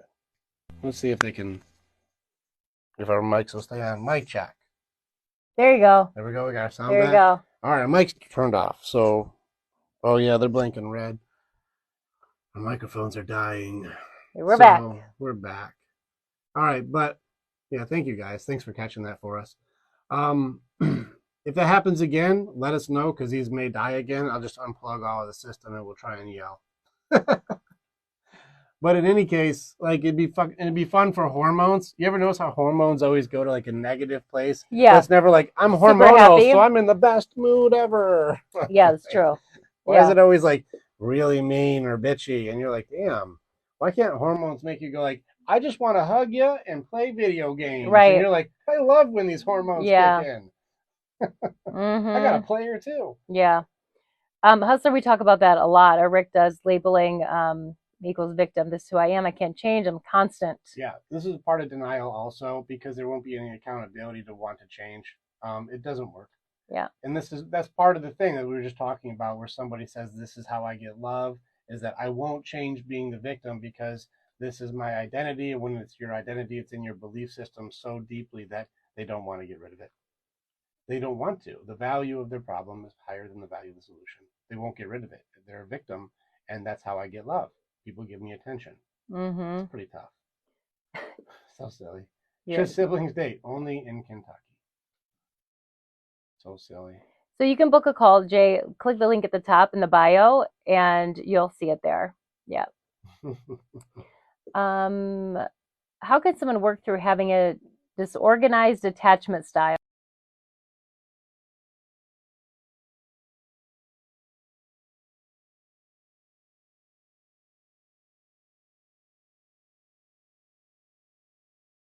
All right. Okay, we're back. Mic check. Is it working now? Because I just unplugged our entire sound system. Let's see. It's better? We're good. Okay, we unplugged our microphone, so if it echoes now, sorry about that. We're going to try our best. Okay. So, thank you guys again. That's really, we appreciate you guys for being helpful and letting us know. So, thank you for that. What were we just talking about? Because I got sidetracked with this microphone thing. We were talking about a belief system, something else. Labels, but we talked about, what else? What was the thing? Sorry, I got to go back on the notes here. Let's see. Hormones and molecules direct your behavior, neither good nor bad. Yeah, I'm with you. I was just laughing that usually ends up becoming like negative behavior. It's kind of a joke, really. Can someone work through having disorganized attachment style? We don't teach attachment styles. That's what we were going to go. Lifespan says, I lost who I am because of my divorce, and I want to work on making a new me. It's exciting. So say it again. I lost my what? I lost who I am because of my divorce. I want to work on making a new me. Yeah, that's great, man. Absolutely. And that's what we specialize in, to rebuild you authentically, be the most confident version of you you've ever been in your life. Book the call. It'd be fun to help you go through that. We also give a support system so fucking strong that it's there's no way to fail unless you quit. For real. And so if you want to really I want to fast forward my progress and get this done within the next 6 months, I want to be the toughest and baddest version of myself I've ever been. Book the call, man. Be one of us. And you'll have a group of men that are there to support you. You'll be a warrior in no time. You'll see. I'll teach you how to fight. Absolutely. I mean all of the things that you have to overcome. I'll show you how to do mental strength. It's powerful. Yeah. What do men want women to know? What they need? You did a video on this. What do men want women to know? What do you need? Or what do men need? Yeah. So we did a video on this one. Very, very simply put, we're very simple creatures. And I ran this by a lot of guys. Yeah. And I'll maybe even throw in a third one or a fourth one here. But the first one, hungry, a hangry guy is difficult to communicate with. Horny, we're monkeys. We listen, if he's sexually satisfied, he's going to be a lot less irritable. And appreciation. Yeah. The big one, 85% of it is appreciation, because you can give him a meal and sex, and that's the easy one. Appreciation is the big one. Yeah. This means honor your man, respect, have loyalty, appreciate him for his effort. Good job, babe. My guy's so strong. I'm proud of my guy. Yeah. Guys, we love to impress our girl, and as long as you're impressed, we'll do anything for you. Yeah. We love to be appreciated. The women's one is far less exciting because they want it to be purses, shoes, and, hair products. It's not. We're a little more complicated than that. But for guys, hungry, horny, appreciation. Now, with appreciation, the guys added a big one. Please keep being nice like you were when we started dating. Absolutely. Be nice. Stop nagging. Stop complaining. Yeah. Stop bitching. And also one of the guys added one of the things to the list that says, if it's been more than 2 weeks since we've already squashed the argument, don't bring it back up again. Mm-hmm. Absolutely. Absolutely. Hungry, horny, appreciation, but don't be for our mom. goodness sake, be nice. Be nice. Yes. Be nice. That was literally one of the biggest things. It's just be nice. Be nice. If you're complaining, you're not fun to be around. And if you're not acting like you did on your first date, there's a reason you're having problems. Mm-hmm. Just start with that. Hungry, horny, appreciation. Just be nice. I think that if you're doing those, even just those 4, you will have a much happier person. Mm-hmm. Much happier person. Yes. And as women always do, well, what about me? Men should be nice to their wives too. That is something that women always do. Wait, did you just think I meant guys don't have to be nice? Wait, did you just add, I said, only girls be nice, guys be jerks. No. You asked, what do men need? Yeah, what do men need? Yeah. That's so funny. So, that's a very simple version for men. Hungry, horny, appreciation, be nice. Big one, appreciation, and be nice. Yeah. You make a meal real quick. No Dutch Yeah. ovens, not fun anymore. Yeah. Fair enough. Listen, that's not fun either way, actually. No. Now, accidents happen, but if it's on purpose, not cool. You know what? I'm with you on that one. There's an Otto Leary's. I'm with you on that one. All right, Bella, you're not going to like it because you're going to think it's going to be some sassy, fun answer. If you guys want to know, I can explain for what women need. The way women let operate. me preface this by saying he works with women too. He coaches women, and this is what they're saying. Same thing goes for the Listen, men. But this is all held up, no matter how much I work on with women. So it's all held up. None of this has been disproven yet. Okay. Yeah. How long have we been married? We just had our anniversary. We're 5 years, 6 years. 5 years. We've been together years. longer than that. Yeah. But I've loved her my whole life. I just didn't know her. All right. So, what do women need? It's not as flashy, but first one, reassurance. Reassurance falls under safety, security, stability. The first one is going to be, does she feel safe with, this gets into protection, this gets into finances, this gets into dreams, this gets into all of that stuff. First one is reassurance, which is why the way that women like to be appreciated falls more under the reassurance part. I'll never leave you. You and me together forever, babe. I'll never find someone better. You're my girl, and you're the best in the world. Like, reassurance is very, very big for safety, security, all of those parts. Huge for women. If a woman doesn't feel safe with you, you're going to have problems. That's just a big part of it. The next one is acceptance. Now, here's the funny part about acceptance. They like to be chosen by a high-value mate, a guy with high values or a guy that they want to be chosen. But most acceptance comes from other women. Women are very social with their groups, which is why being exiled, kicked out, blocked, not invited to parties is catastrophic for the female group. Women need to have acceptance from other women. This is very important. And the last part for women, the way they operate is with a hypergamy system. I don't care what you say. It's not disproven yet. They do have the criteria in which women will say, this is how I choose a mate. It is a legit thing. And we did the experiment even with our own men and women. And I made a joke list that was very long. And the women were like, this list of what you think we want in a man is ridiculous. So I put it on the women to say, make a new list. And their list was longer. It was very unrealistic list.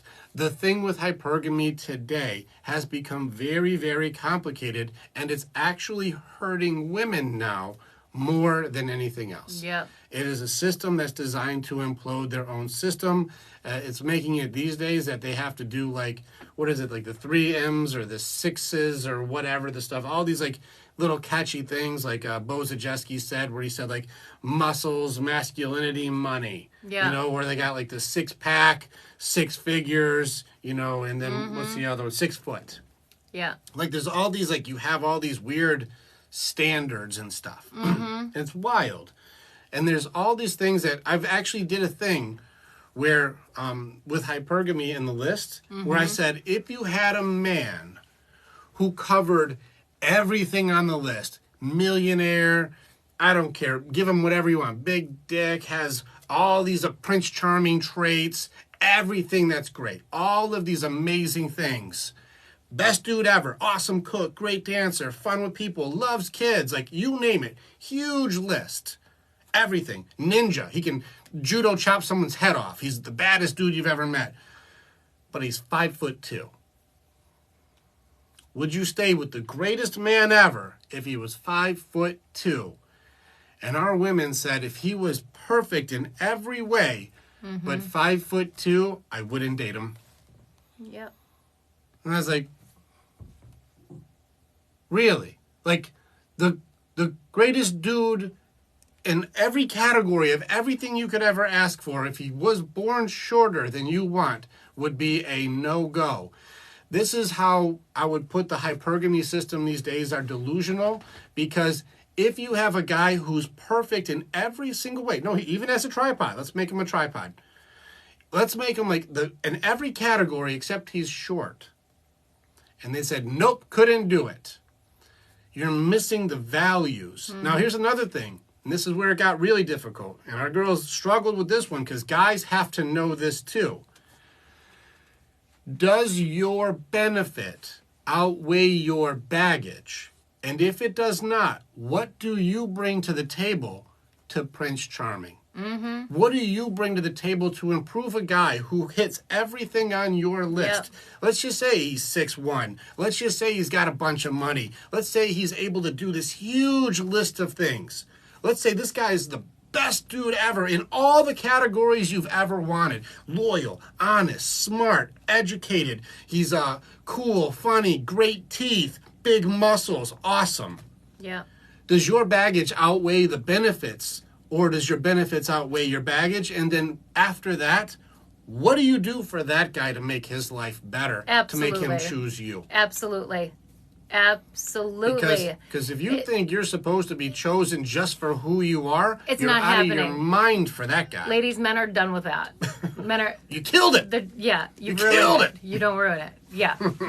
That's why a lot more women are jumping out now with, ladies, shut up, you're killing it stop for it. us. You probably heard it. Yeah, I've said this before. Like, stop doing that. You're making us all look bad. This is why your girlfriends can't get a guy, because women are ruining it. Sorry, but you guys are. If you get a perfect dude and he has one flaw, he's out. But you don't have a job. You're like, someone's paying your car payment. Like, come on. You got baggage from here? your ex. You've got 3 kids, 2 different baby daddies, and both of those guys are dickheads. And you're like, oh my gosh, all that baggage should just be, you should love me for all of that. No, your baggage is more than your value. You're going to have a hard time getting a top tier guy. So that's where the hypergamy is completely upside down. It used to be base value, safety, security, provider, protector. Mm-hmm. Like, these things would all be like, is this a good man? Is he loyal, honest? Does he have good values? Those used to be the criteria. Now it's a laundry list that you could not keep up with, but you think you've got the clout to be able to uphold. Yeah. Ladies, you're hurting yourselves on this one because your standards are beyond your value. Yeah. And if you don't know what that is, this is a great exercise, because men all have to know their value, because we're loved for what we provide, not for who we are. Yeah. You should be able to do the same thing. We did a video on that where women are saying, I want to be loved for who I am, but I also want to be appreciated and loved for what I do. Mm-hmm. That's like being paid salary, hourly, and overtime. Yep. Well, what am I? Guys are like, wait, what system are you salary? I love you for who you are, or hourly, love you for what you do? How do you want me to measure this? But because it can't be both. No. No, obviously it's not all women. No, this is the majority. Yeah. There are good women out there. Absolutely. This is not all. Obviously, right. Bella, I don't speak in absolutes. This is just the general population. And if you don't believe me, you know people in your life who are like this. Right. And sometimes it's just because those people are louder, right? So it's like, they are in the forefront of things. So, yeah. Absolutely. Yeah, so no, obviously we're not speaking in absolutes. No. A lot of the people who actually watch our stuff, or like you guys hang out with us, generally aren't falling in these categories because you have worked through, or you're trying to work through into a healthy dynamic. So a lot of times the people who spend time with us are working through or don't have a lot of these issues. But for the most part, let's just be real, most people don't even know about this. Mm-hmm. And so they don't know what to work on, and they just operate under social media and not necessarily their own understanding. Yeah. In midlife crisis, he's good. Mm-hmm. He's good. He is truly the expert when it comes to this stuff, and you can see how passionate he is. I don't need to be talking about that. He's got it. Like, I put my trust in him. He's got it. It's just There's nothing I'm going to add, honestly. I believe everything he's saying. So, we're good. Again, her expertise is in personality types. Like, she's working through her certifications in multiple fields. She's very good if you want to learn Enneagram stuff. So that's probably going to be for a different day. Yeah. Babe, I am not kidding. I am sweating. Been working. I'm going hard. I'm going hard in here. It's all that passion. So much passion. Yeah, I like it. I'm not dissing the guy. I just seen you try and talk and couldn't. That's possible. Yeah. I always have something to say. That's super fair because you probably see me go like, oh, okay, not my turn. Oh, not my turn. Yeah, yeah. Amazon, I see you're 6 feet tall too. I'm also tall, just like you. And you are a 9, which is the peacemaker. I love that you know your Enneagram. Yeah, peacemaker. It's so good. She's like, I love being lazy and watching you guys. Oh, 9s love relaxing. They love do. chilling out. Yeah. They like it in the nature. They like relaxing out. They Yeah. love it. Also, here's a fun fact. Yeah, she's taller than I am. I'm 5'10". You're 6'1" or 6 foot? 6 foot. You're 6 foot. Yeah, so she's 2 inches taller than me. And so, Yeah. yeah, as far as like, oh man, would you ever date a taller girl or a shorter guy? Yeah, I'd stay with her forever.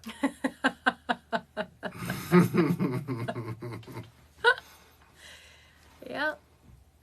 Think you never immediately block me as a troll and just an opinion. Listen, we don't block you we can see for the an difference. opinion. Yes, we can see absolutely. the difference. You're good. Yeah. Nah, you're good. We also wouldn't block you because you're going through a midlife crisis. Just kidding. That was a joke. Oh. That was a good name, though. So if you don't block us now. No, we have different expertises. Yeah. No, And if he it's her truly thing, is, like, hands down, one of the most intelligent people that I've ever met when it comes to human behavior for both men and women. He just, whether you like it or you don't, he's right 99% of the time, I'm telling you. And I hate that sometimes, I'll be honest with you, but he's freaking right a lot. He's right a lot. It's frustrating. And so I just kind of sit back and watch the show.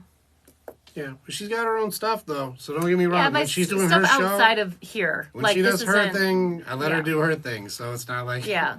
But this TikTok and everything like that, this is, this is his business. I'm here. I support him. I have his back on things. But I have a job outside of this. Like, yeah. So anyway. Oh. Midlife crisis. Oh, got it. That would have been clever. Yeah, if they would have done that. Yeah. Bye, Jay. Good to have you on. Later, Jay. It was awesome to hang with you. Very good to see you again. May have asked before, might have missed the answer. But do you deal with CTPSD at all? We do, actually. And actually, we've beaten it often. Are you a veteran at all, Jason? Yeah, Bella. Wait, you let her do her thing? It's her thing. Yeah. Of course. I don't stop her from doing Yeah, anything. we're not. Neither one of us are really.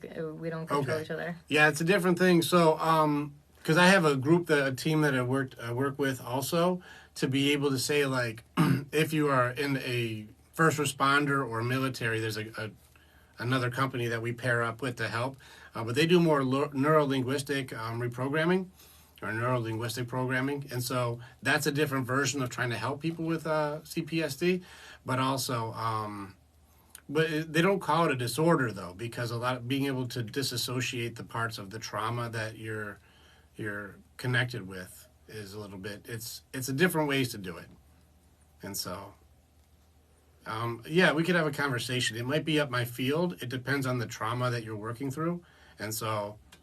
If you want to talk, man, let's just see. If it's something that I do, I'd be happy to. I'd be happy to help you if there's a way to do it. I've helped a lot of guys out of severe trauma, like nightmare trauma, and I don't mind going into hell to help you out, bro. So book a call. That'd be good. What's up, Crystal? There's one of our warriors. Crystal. She said, "What's the toughest part about working with women?" Working through the denial curse. Like you've seen, like the resistance that's for women is very different than for men. Denial is the hardest thing that, like, it's probably the nastiest one on there. We got anger is far more manageable to work with. Depression, we can show you how to break out of the depression things. Fear and anxiety, very, very beatable. Bargaining, once recognized, you can start working through, and it's a nasty fuck. Bargaining is a beast. But denial's the Trojan horse. Denial is the protection system. Denial is the enabler. Denial is the deepest, darkest one that makes it seem like he's on your team. Denial shows up with beer. Denial is there to party and hang out. Denial does not set off the alarms. Denial is the one that people are grounded in the hardest. And so when I work with women, denial is by far the deepest set because it's put in there from a very, very young age. Combine that with some doubt, usually in comparisons, comparison and denial, to make it so you've created a makeup or a made-up personality or a different persona or some sort of a protection outfit to make it so you have become what people believe you should be. To break people's identity when they're so deep in denial is very difficult. And I think girls are cursed from a very young age, and it's only getting harder with the social media pushes on women. The comparisons are off the charts. It's very difficult for women to break it. Yeah.